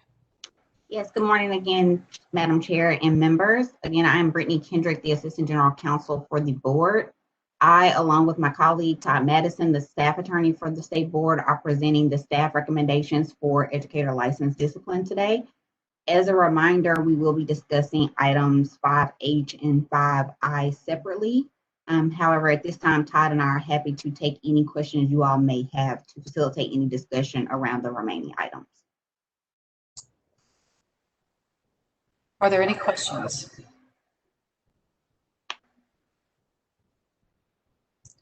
So hearing none, what we're going to do first is we will vote on items 5A through G together and then take 5H and I separately. Is there a motion to approve items 5A through G? This is Bob Eby. I so move. Mr. Eby provides the motion. Is there a second? Nate Morrow, second. Mr. Morrow provides the second. Hearing no discussion, Mr. Griffin, would you please call the roll? Mr. Cobbins. Aye. Mr. Darnell. Aye. Mr. Eby, Aye. Mr. Edwards, Aye. Mr. Ferguson, Aye. Mr. Hamby, Aye. Mr. Jensen, Aye. Ms. Kim, Aye. Mr. Morrow. Aye.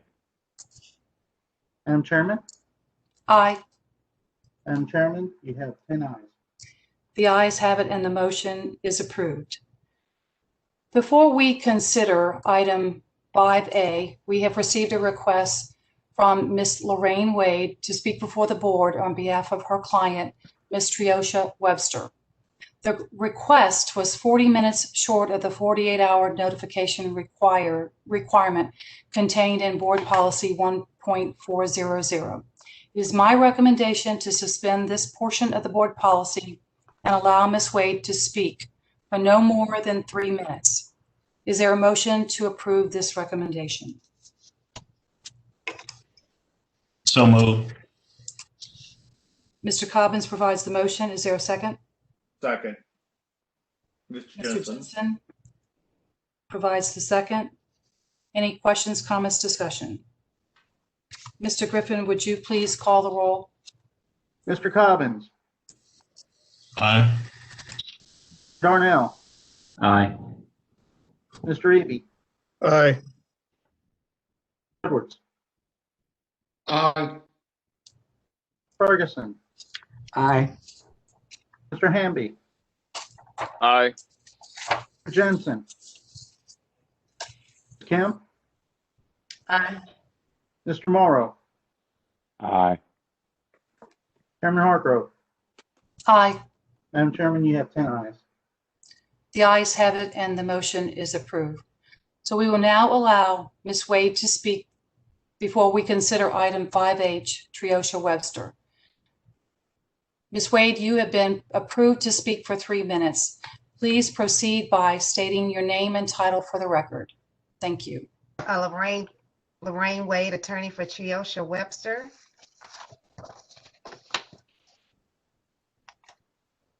Can you hear me? Yes. Yes. Hello? Yes, we can hear you. Oh, okay. Well, I appreciate you all giving me an opportunity to speak on Ms. Webster's behalf. I understand that this is a requirement under the statute that a teacher's license be automatically suspended if they are substantiated by DCS. In fact, I was one of the attorneys in the Seminole case that caused this type of procedure to be done about 15 years ago. But in this particular case, Ms. Webster had a dependent and neglect petition filed against her because she returned a child that she was caring for to the mother. She had some charges from DCS that she had abandoned the child by giving the child back to the mom. And then there was some allegations that the 3-year-old had some type of bruises on him. She, at the same time that DCS did their charges, she also had a dependency and neglect petition pending in juvenile court. She had a lawyer at that time. I was not the lawyer. And the lawyer mistakenly told her that the juvenile court matter trumped the DCS substantiation proceedings. And so she was advised not to do anything and just to wait for the proceedings in juvenile court. Well, DCS ultimately dismissed their charges in juvenile court. However, when Ms. Webster got the notification of the charges, because her attorney told her that the juvenile court hearing trumped the DCS administrative hearing, she did not preserve her right to appeal. So she did not.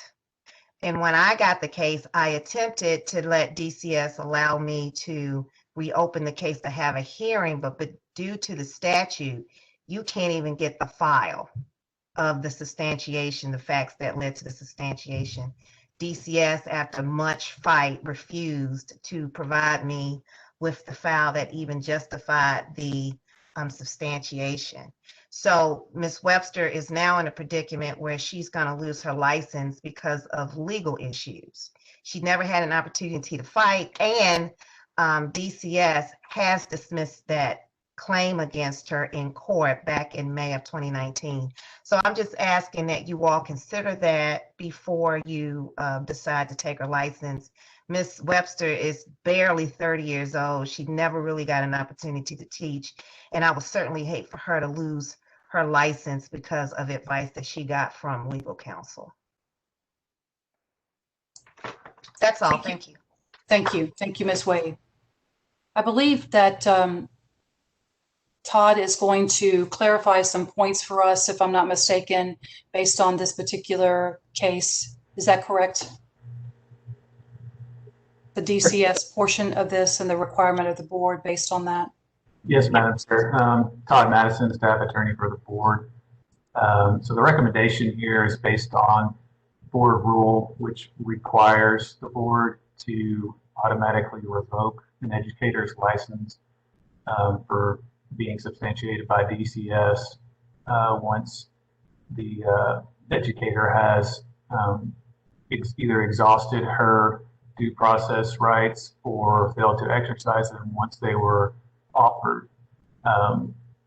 Further, Tennessee law prohibits any such educator from being employed by a local educational agency, the local board, the Department of Education, or the State Board of Education.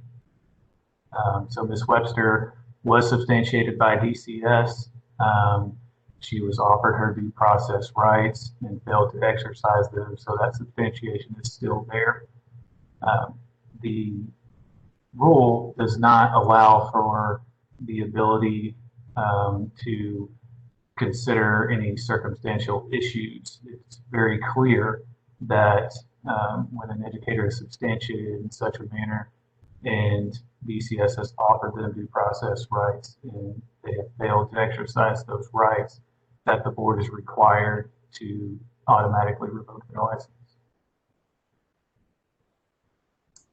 Thank you for that clarification. Does anyone have questions or comments for Todd? Okay. At this time, I'm going to ask, is there a motion to approve item 5H?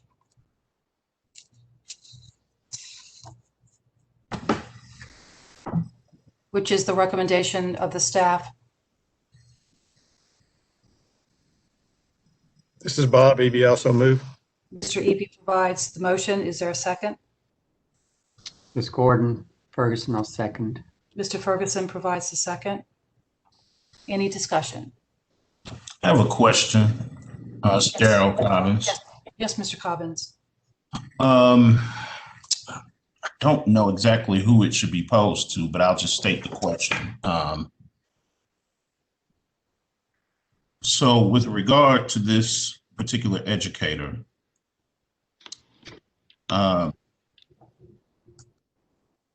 if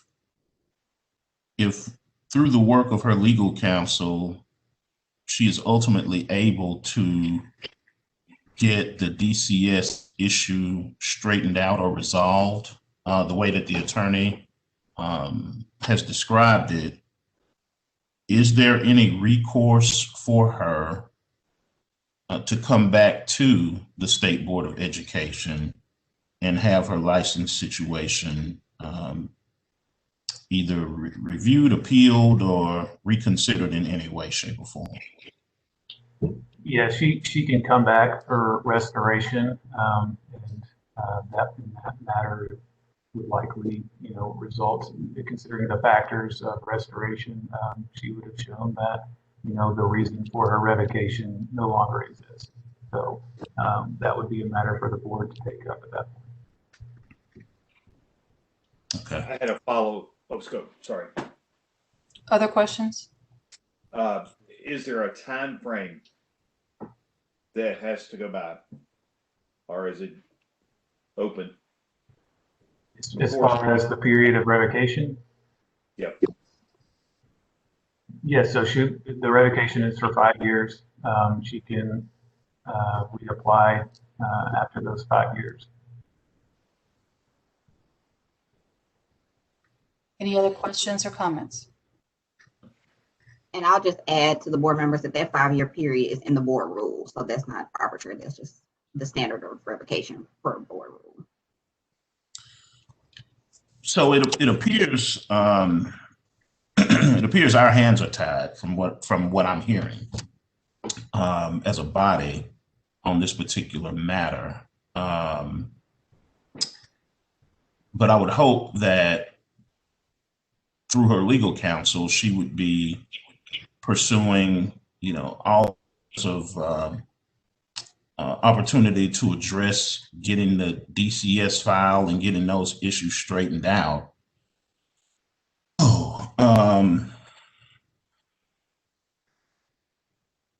Man, 5-year thing is what is really the 5-year revocation on what sounds like somewhat of a technical issue is problematic for me.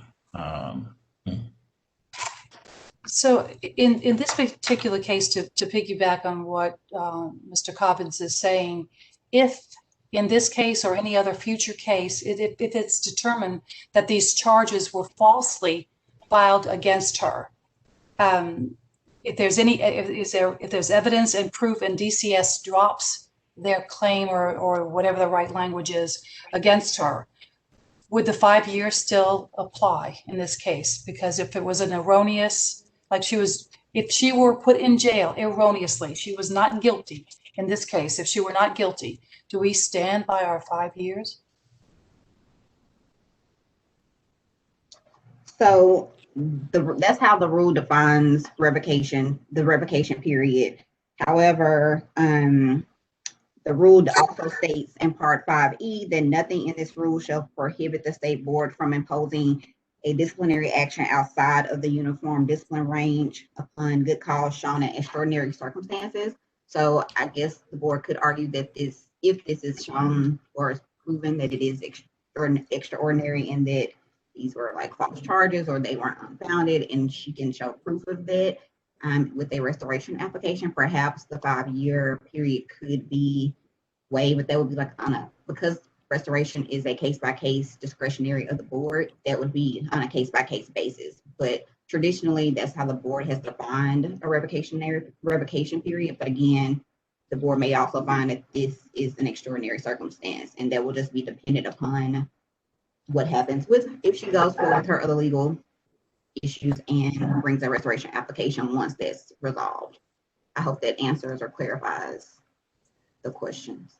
I think the other follow-up that I would have in that regard is if we had a trend, if we saw that the numbers were there, that we wouldn't want to do this on an exception basis, but if there were other circumstances where someone was erroneously accused and proof was garnered that indicated that that was not the case, then it would seem to me we might want to look at language that would perhaps change that. And I'm not saying we do it today, but I'm just saying perhaps that's something we look at for the future. If someone was erroneously charged and we have proof.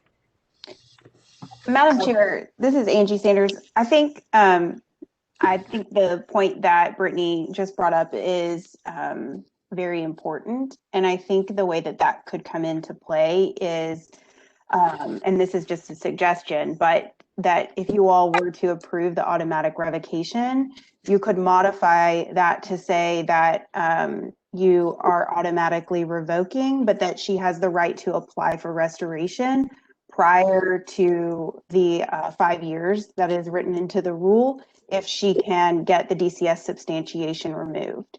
And so you're modifying that discipline range because you're finding an extraordinary circumstance pursuant to your rule, and you would give her the ability to apply for restoration earlier in that circumstance. Thank you for that. Can I get a point of clarification? Yes, Mr. Jensen. I thought I heard counsel for the ladies just say that DCS never took the matter up or something like that. And now I'm hearing there's a DCS substantiation. Can I get some clarification on that?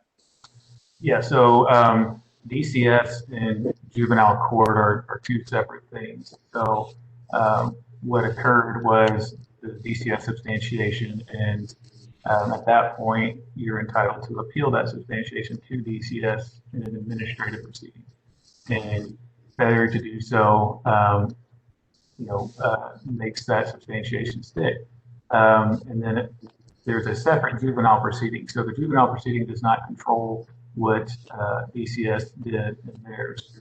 So I don't know if that explains your question or not. So it's my understanding that, I've at least to address the point of an erroneous substantiation, that it was not erroneous, that there was cause for the substantiation there, and that the juvenile proceeding that was ultimately dismissed was related to the return of the child to the birth mother, ultimately, which happened at least a year after this substantiation. So I hope that explains or helps answer your question. So this is Nate. So there's two separate, lack of a better term, charges. One is, and she mentioned bruising on a child, those things. The other one was returning it to the parent, and those were one was substantiated, one was not.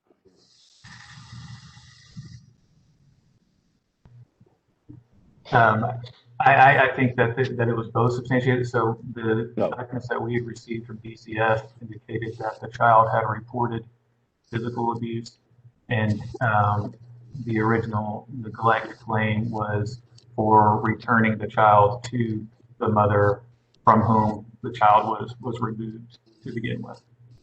Gotcha. So both substantiated. Correct. That's my understanding. Okay. Any other questions or comments? So just to be clear, the juvenile court situation, how was that resolved ultimately in this case?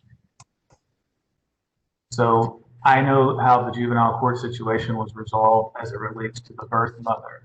I have not seen any proceeding that Ms. Webster was a part of in juvenile court.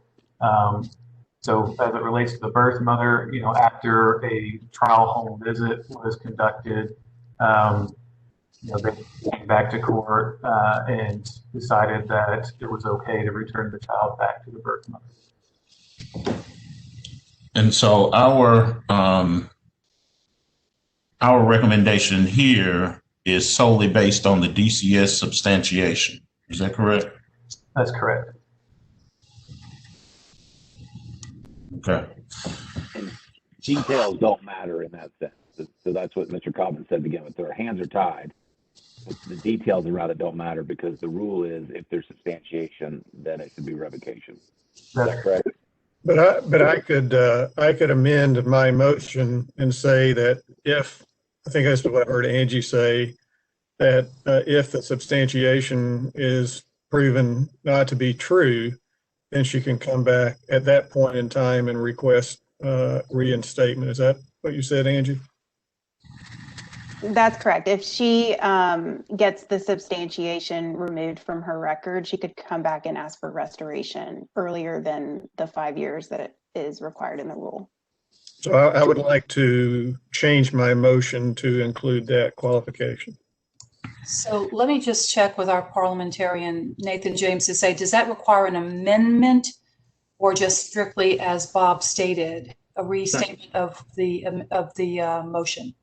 Madam Chair, it would technically he needs to withdraw the previous motion and just make a new one so that nobody has to second the amendment. Okay. So I will withdraw my first motion, and I will restate the motion to accept the recommendation with the clarification that if the substantiation is proven untrue, that the individual can come back and ask for reinstatement at that point in time.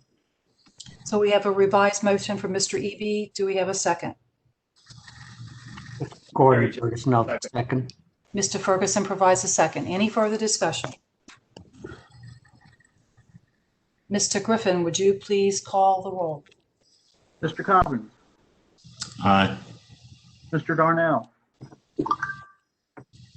Mr. Darnell, Mr. Eby, Aye. Mr. Edwards, Aye. Mr. Ferguson, Aye. Mr. Hamby, Aye. Mr. Jensen, Ms. Kim, Aye. Mr. Morrow, Aye. Madam Chairman, Aye. Madam Chairman, you have 9 ayes. The ayes have it, and the motion is approved. Before we consider the next item, which is 5I, John A. Young, Mr. Young has also asked to speak before the board, and he did request it in a timely manner. He has been granted 3 minutes to address the board. Mr. Young, you have 3 minutes to address the board. Can you hear me? You may begin by stating your name for the record. Okay, my name is John Young. I believe Ms. Kendrick has recommended for denial. Hopefully I can say something to change you guys' minds. Looking over policy 5500 is consideration of license restoration. I feel like I meet or exceed all of those qualifications. Looking down through there, I think there's item number 7. I've completed all the sentences I was put up to to do, and I've got my record expunged. I have a gainful employment. I've been with the TDOT for the last 5 years. That's number 7. Number 4, I've had a lot of family support, affidavits from teachers, principals, doctors, people like that. I mean, I've had I could get employment. I've had opportunities if I had my license back to teach again. I've went to counseling, which is Miss Kendrick's. It was her requested I should probably go to counseling, so I went to counseling and did that. I think the biggest sticking point is probably the good cause that you have under that policy, which I think the biggest thing was buying alcohol for underage students or minors, which they proved I did not buy the alcohol. That was the plea I had. I had the delinquency of a minor, and they proved I did not buy the alcohol. But I think the biggest thing is probably the about sending the nude pictures, which it was not even the minor that sent that text to me. It was the TBI. Actually, I didn't know who it was. I wasn't really paying a whole lot of attention to it. I thought it was her boyfriend at the time that sent that to me, which I was good friends with, and I never hung around them at all. They were, I mean, I knew when they were together they would text me because he was a little bit older than she was. I don't know. He was in his mid-20s, I think, which everybody around here knew they were seeing each other. But I was friends with him, and that's how she got my number through him, and they would text me. So I thought they were just messing around with me when they text that to me. Turned out to be, it wasn't even her. It was the TBI because I don't know. Are there any questions you have of me? I know I'm kind of going through this pretty fast, but kind of nervous too. I don't believe there are any questions for you. We actually have been provided complete documentation covering all the issues that you have been cited against you. So I don't think there's anything else for us to ask you, but I'll take a moment to make sure. Well, I know it's been 11 years since this happened, and I've coached Little League for the last 4 or 5 years. I've just continue to appreciate with the TSSAA I've been there 30 years with them, including a state championship game in 2016. So my record since then has been absolutely clean as possible. Nothing's happened. I have a master's. I have an EDS. I'm a PE teacher.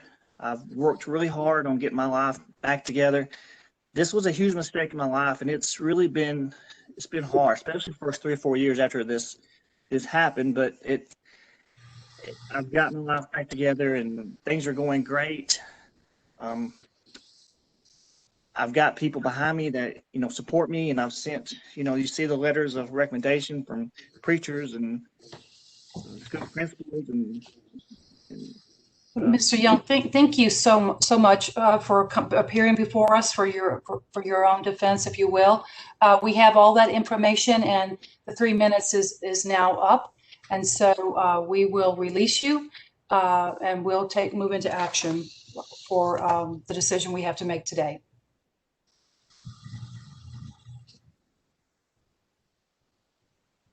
Are there any questions or comments regarding this last item before us, 5I, John A. Young? Just one question, Madam Chair. Yes, Mr. Sure that I read this correctly, in that the counseling that Mr. Young had was 6.5 hours. Looked like it went from May to June of last year. Yeah, Miss, I don't know if Mr. Young is still there, but based upon what he provided to us that was included in your paperwork, Mr. Robbins, that's all that we have received from him is in terms of counseling. Okay. With our and I know it was a long time ago, but did we at some point I read that we required him to get some counseling, but we didn't specify. I didn't see where we specified the nature of the counseling and the extent of the counseling. No, Mr. Cobbins, when Mr. Young applied the first time, he withdrew his application, and because the recommendation was a denial, and I just advised him to look at the policy considerations and to try to give him some extra insight on like just what you all are looking for. I just said, maybe some counseling and some things of that nature may, move you all to see that he is making an attempt to try to like do better and not repeat his mistakes in the past. But I did not go into any details or specifics because I'm not his attorney. I was just trying to make sure I advised him of all the things that you all consider with respect to the policy considerations when making these tough decisions. Okay. Well, I'll just say that in my reading and review of this, I'm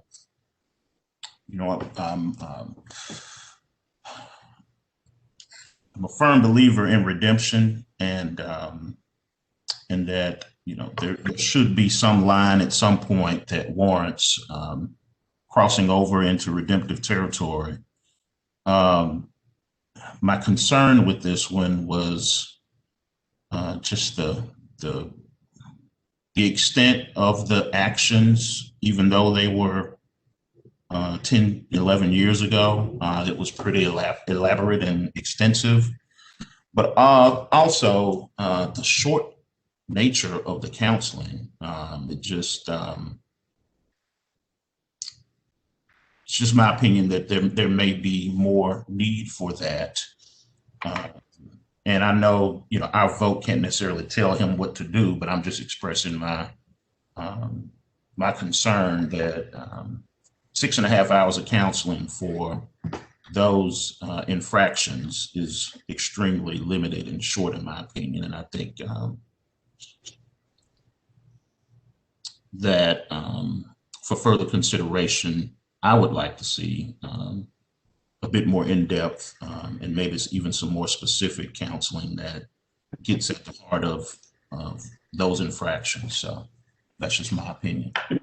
I just want to add on to what Mr. Cobbins said. That's and sort of a question I guess I would have is, if there is reinstatement, what is the accountability for ongoing, I guess, accountability for well-being and safety of the people he would be responsible for? Is there any way to put in extra measures of that or continuations of that? And yeah, it's just 6.5 hours to say, you don't need it anymore. It just seems quick in my experience. Well, typically, Mr. Morrow, we do when we make recommendations, like if it's a 2-year suspension or like it's in the past, if we recommended revocation, we may say with professional development or something of that nature and be specific. And that's kind of how we monitor it. When they come back to us, they have to show that they have done those things. But once you all give the license back through restoration, there's really not a mechanism for us to monitor ongoing well-being with the limited staff with the limited staff at this time. So if once you all restore him, the only way to keep tabs, so to speak, on him would be, which we don't want to see, which would be if like he got a report in the future of some type of misconduct, and obviously So we want to go about it that way. So, do the LEAs then, so if a license is restored, do the LEAs not have any level of extra accountability or probationary periods of someone who has license restoration that, you gotta show yourself, I guess, as fully rehabilitated from the reason that you lost your license to begin with, while you are back in the classroom, not just prior to. And the only reason I say that and take this specific situation out of it is just, it's always easy to say, hey, it's like applying for a job. I'm going to do a great job when I get the job, but you got to actually do the job to evaluate how you're doing on the job. So what's the LEA accountability in that for somebody who has restoration, I guess is the question. I'm not aware of any specifics, Angie, or if anybody else on the line wants to jump in. I do know that I have seen LEAs in the past when we get reports of misconduct, like if they've done something, they'll say like you have to go get certain professional development or go get anger management or certain things of that nature that's tied with their suspension that they have to get before they come back to the classroom or things of that nature. But I don't know if that's an ongoing thing or if it's just like if they have some kind of misconduct infraction that happens in that moment. So I don't know if anybody else has any insight. That's my limited insight with respect to the LEAs. This is Angie Sanders. I agree with Brittany.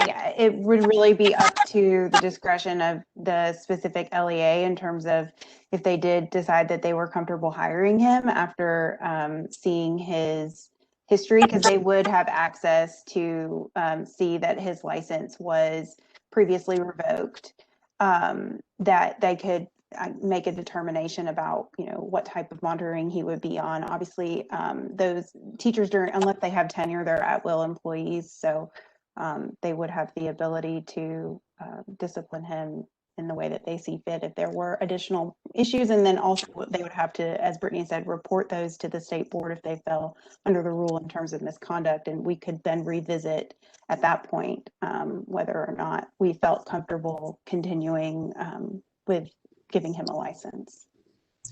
I'm going to jump in here because I had a conversation with Sarah along the similar lines to what we've been discussing. And to Daryl's point, I made the comment, do we ever see redemption for people in this particular situation?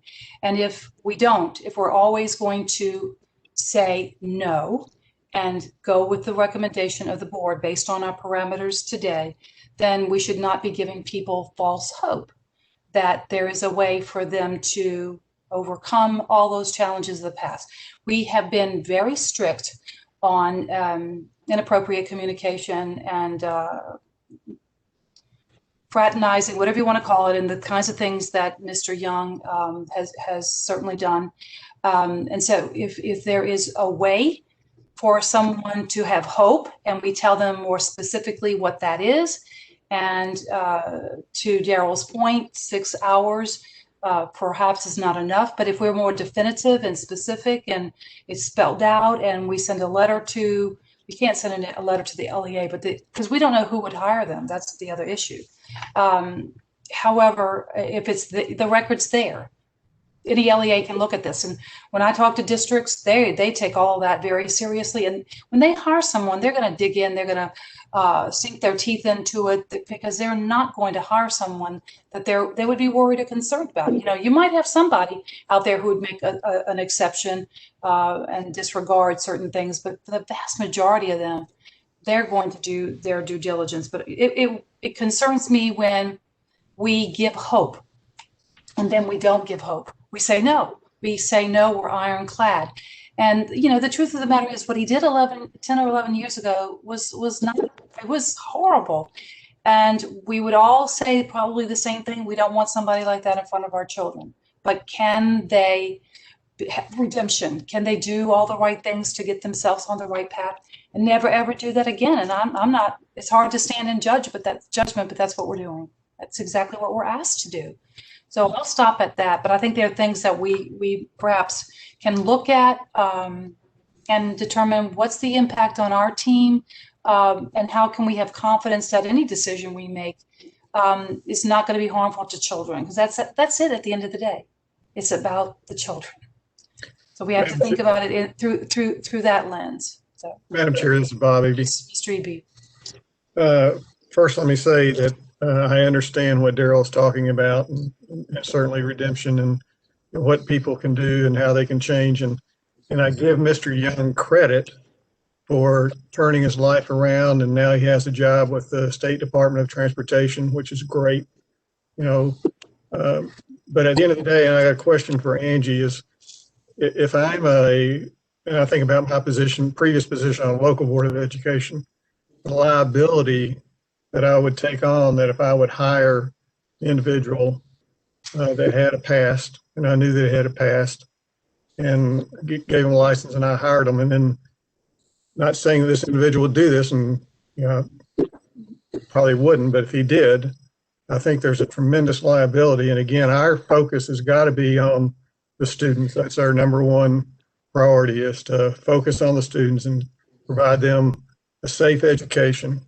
And so if I'm a local board of education, then I'm going to ask that question, is, can I assure myself that I can do that? And I think that's a question we have to ask, ourselves. A question for our staff. So if this reinstatement is not approved today, is there a length of time under which he could not reapply, or could he get counseling and come back, or is there a time stipulation on that? Based upon when he was revoked and the time in which he applied for restoration, there is no current length of time to which he can reapply. So he could reapply next week if he wanted to, or just whenever, after hearing you all's discussion today, maybe he will go and get more counseling and do more things. And whenever that happens, he could reapply, but there is no currently on when he could reapply. All right, thank you. Further discussion or questions? Is there a motion to approve item 5I, John A. Young, the recommendation to deny restoration of his license?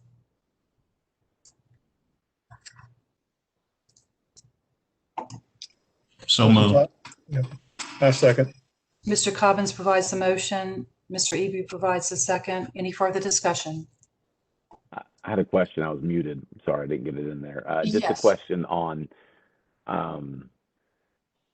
it's kind of what Bob was asking about, but if you have,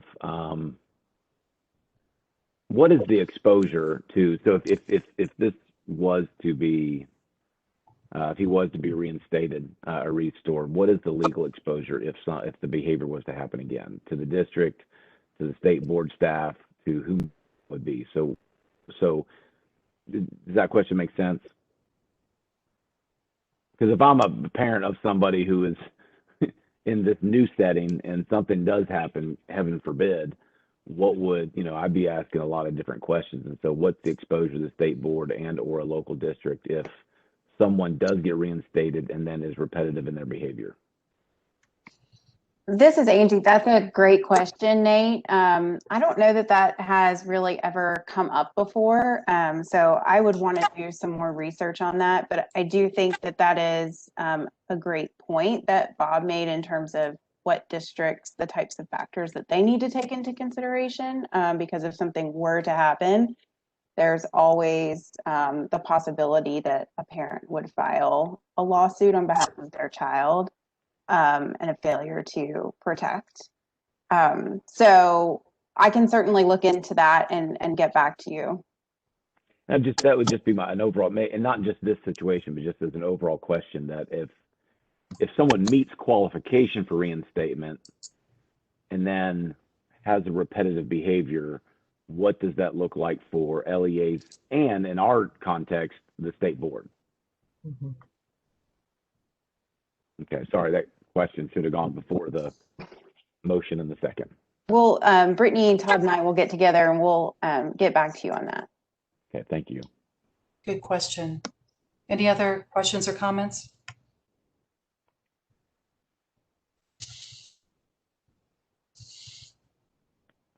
We have a motion and a second. Mr. Griffin, would you please call the roll? Mr. Cobbins, Aye. Mr. Darnell, Mr. Darnell, Mr. Eby, Aye. Mr. Edwards, Aye. Mr. Ferguson, Aye. Mr. Hamby, Aye. Mr. Jensen, Aye. Ms. Kim, Aye. Mr. Morrow, Aye. Madam Chairman. Aye. Madam Chairman, you have 9 ayes. The ayes have it and the motion is approved. Thank you all very much. I know that was a bit challenging, as always.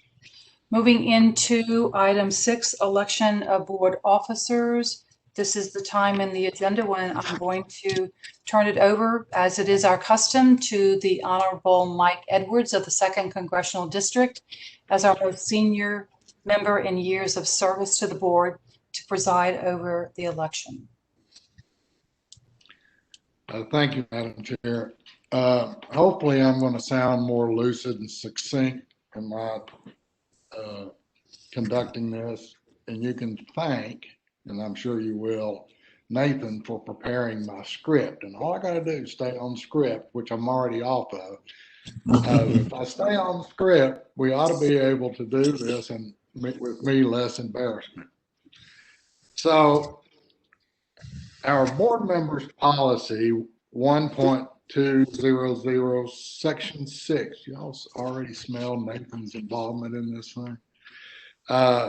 To the method of election of officers states, the chair and vice chair of the board shall be elected by the members of the board for a term of 2 years. The chair and vice chair may be reelected. The chair of the board shall appoint the chairs and members of any committee of the boards. At this time, I'm going to open up the floor for nominations of the chair. Mr. Edwards. Yes. Yeah, this is Bob Eby. For the past 2 years, since we had the last election, I think we can all say that the state board has been very active, and certainly over the last year, it's been very challenging. I've had the honor the last 2 years to serve as the vice chair under the leadership of our chair, Lillian Hartgrove. And I think there's a lot that goes on behind the scenes that people don't really realize what the chair does, and the number of people that she interfaces with, and including whether it's the legislature, the department, the public, our own state board staff, to ensure that our position is being heard and that we can provide the best education that we can for our students. And what I've observed over the last 2 years is that Lillian does an exceptional job representing the face of the State Board of Education. And we should all be very proud of what she does and be thankful for what she does. And so for that, it's my pleasure to nominate again for another 2-year term, Lillian Hartgrove as chair of the State Board of Education. Thank you, Mr. Eby. I have a motion for Chair Hartgrove to continue. Is there a second? I'll second. Larry is seconding. So we have a duly moved and seconded. Now, I am told I am going to ask this question 3 times. It really doesn't involve senility on my part necessarily. Are there any other nominations? I'll ask again. Are there any other nominations? Are there any other nominations? All right, hearing none.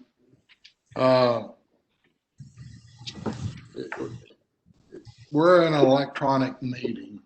As we know, this requires a roll call vote. And I ask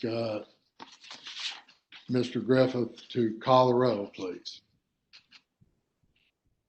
And give the last name of Ms. Hargrove you as to who you're voting for. Casey, get it. Aye. Aye. Mr. Darnell.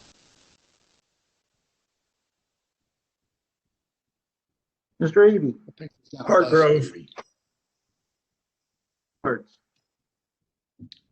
Ms. Hargrove. Ferguson. Hartgrove. Mr. Hamby. Hartgrove. Mr. Jensen. Ms. Kim. Hartgrove. Mr. Morrow. Ms. Hartgrove. Madam Chair. Count 8 ayes. Edwards. Thank you, count 8 Casey. ayes. All right, so by your vote, you've re-elected the Honorable Lillian Hargrove of the 6th Congressional District to continue to serve as our chair for the ensuing 2 years. I should ask, Madam Chair, do you accept? I do accept, and actually I have to say I'm incredibly humbled by your vote of confidence and re-electing me to serve another years. And I do have to say, it has really been an honor and a privilege to serve in this capacity. It certainly has been an honor of a lifetime, like nothing else in my entire life.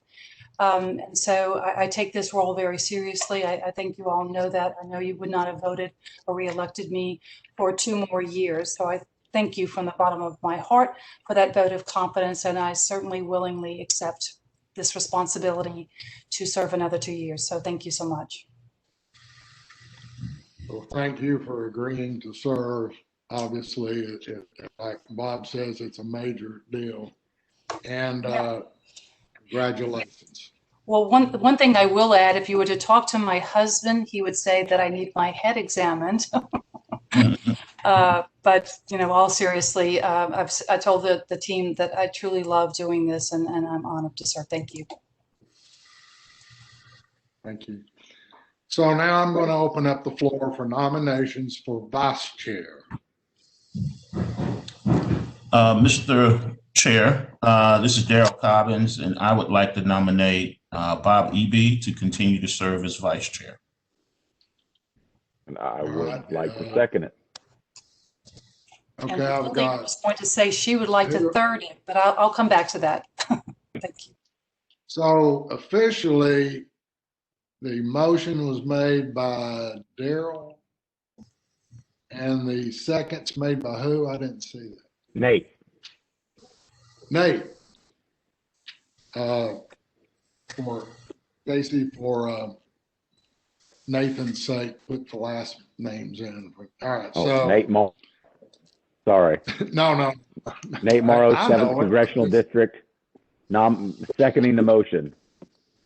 Sir, yes, sir. Okay, it's been duly moved and seconded. Are there any other nominations? Are there any other nominations? Are there any other nominations? Hearing none. Casey? Before we move into the vote, Mr. Edwards, would you indulge me and allow me to make some comments? Or if it's best for me to do it at the end, I'm happy to do that too. No, right now, man. Well, I certainly want to speak on behalf of this particular nomination. As I said, I was thinking about doing the second myself, but Nate beat me to the punch.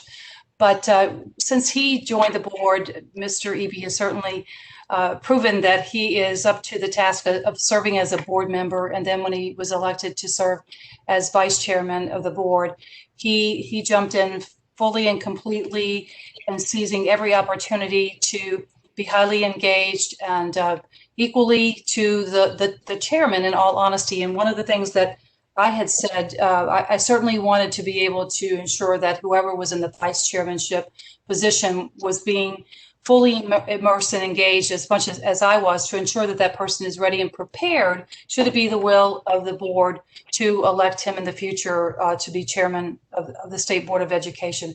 So he's never failed. He's always been there, willing, and as you all can tell from his engagement in the meetings, he serves as a subcommittee chair for two, I think it's two, Bob, right, of our subcommittees, and participates in all other subcommittees of the State Board of Education. So it truly is, I just have to say, I would hope that each of you would elect him to serve as vice chairman again for 2 more years. And let's make sure he's really ready for the chairmanship in the future. But it's been an honor to work with him. Thank you. Thank you. Are there any other comments? So Casey, please call the roll. When Casey calls your name, give the last name of the person you're voting for. Casey? Mr. Collins, EB. Mr. Darnell,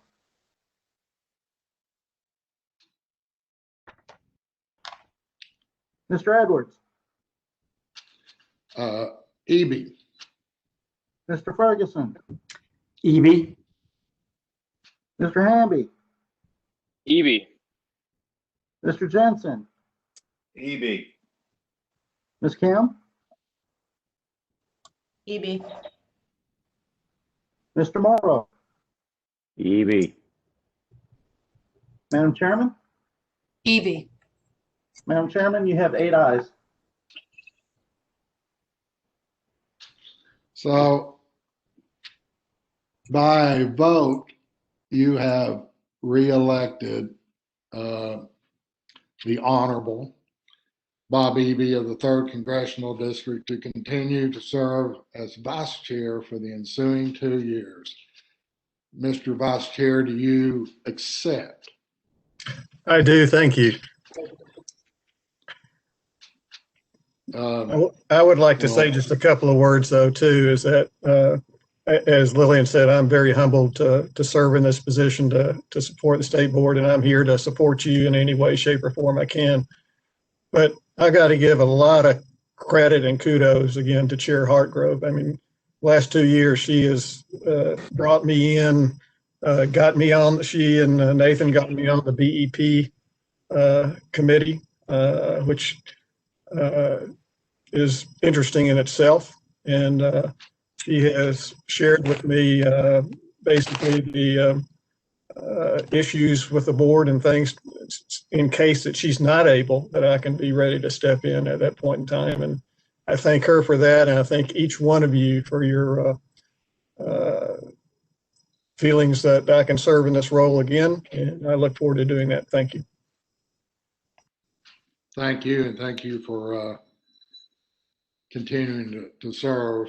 Both you and Lillian do an incredible job, and congratulations. So I declare, first time I ever did that, by your vote, in pursuant to Tennessee Code annotated 49-1-301B, and our board members policy of 1.2, you have duly and legally elected the Honorable Lillian Hargrove to the Fighting Sixth District and the Honorable Bob Eby to the Fighting Third Congressional District of Tennessee State Board of Education for the ensuing 2 years. And at this, I am going to hand the gavel virtually back over to Chair Hargrove. Thank you, Mr. Edwards. It's time to take a picture now. Just kidding. Couple more things because I know the hour is late, and if you're like me, you're hungry. So before we adjourn, I do want to report what I reported out yesterday in the workshop, and that is the establishment of a new State Board of Education subcommittee focused on literacy. As I said then, the time has never been better to engage our board members with State Board staff and the Tennessee Department of Education staff, especially considering the new legislation on literacy and the launch of the Reading 360 program by the TDOE in partnership with many other people. And I'm happy and very thankful that Mr. Nate Morrow, Mr. Gordon Ferguson, and Ms. Elisa Kim have agreed to serve on this committee. It's an incredibly important committee. And as I said before, other members are certainly welcome to participate in those meetings and become an official member of the committee as well. Additionally, we are going to move the fourth quarter board meeting from November the 12th, since that is Veterans Day, and the new date is October the 29th. So everyone, please mark your calendars for October the 29th. The next quarterly board meeting of the State Board of Education will be held on May the 21st. Are there any closing remarks from anyone before we adjourn? I want to just say a quick comment again about all of our presenters. Our work would not be possible without the great work of our partners at the Tennessee Department of Education, as well as the State Board of Education staff and management. Without objection, we are adjourned. Thank you so much, and have a great day and great weekend. Thanks, everyone.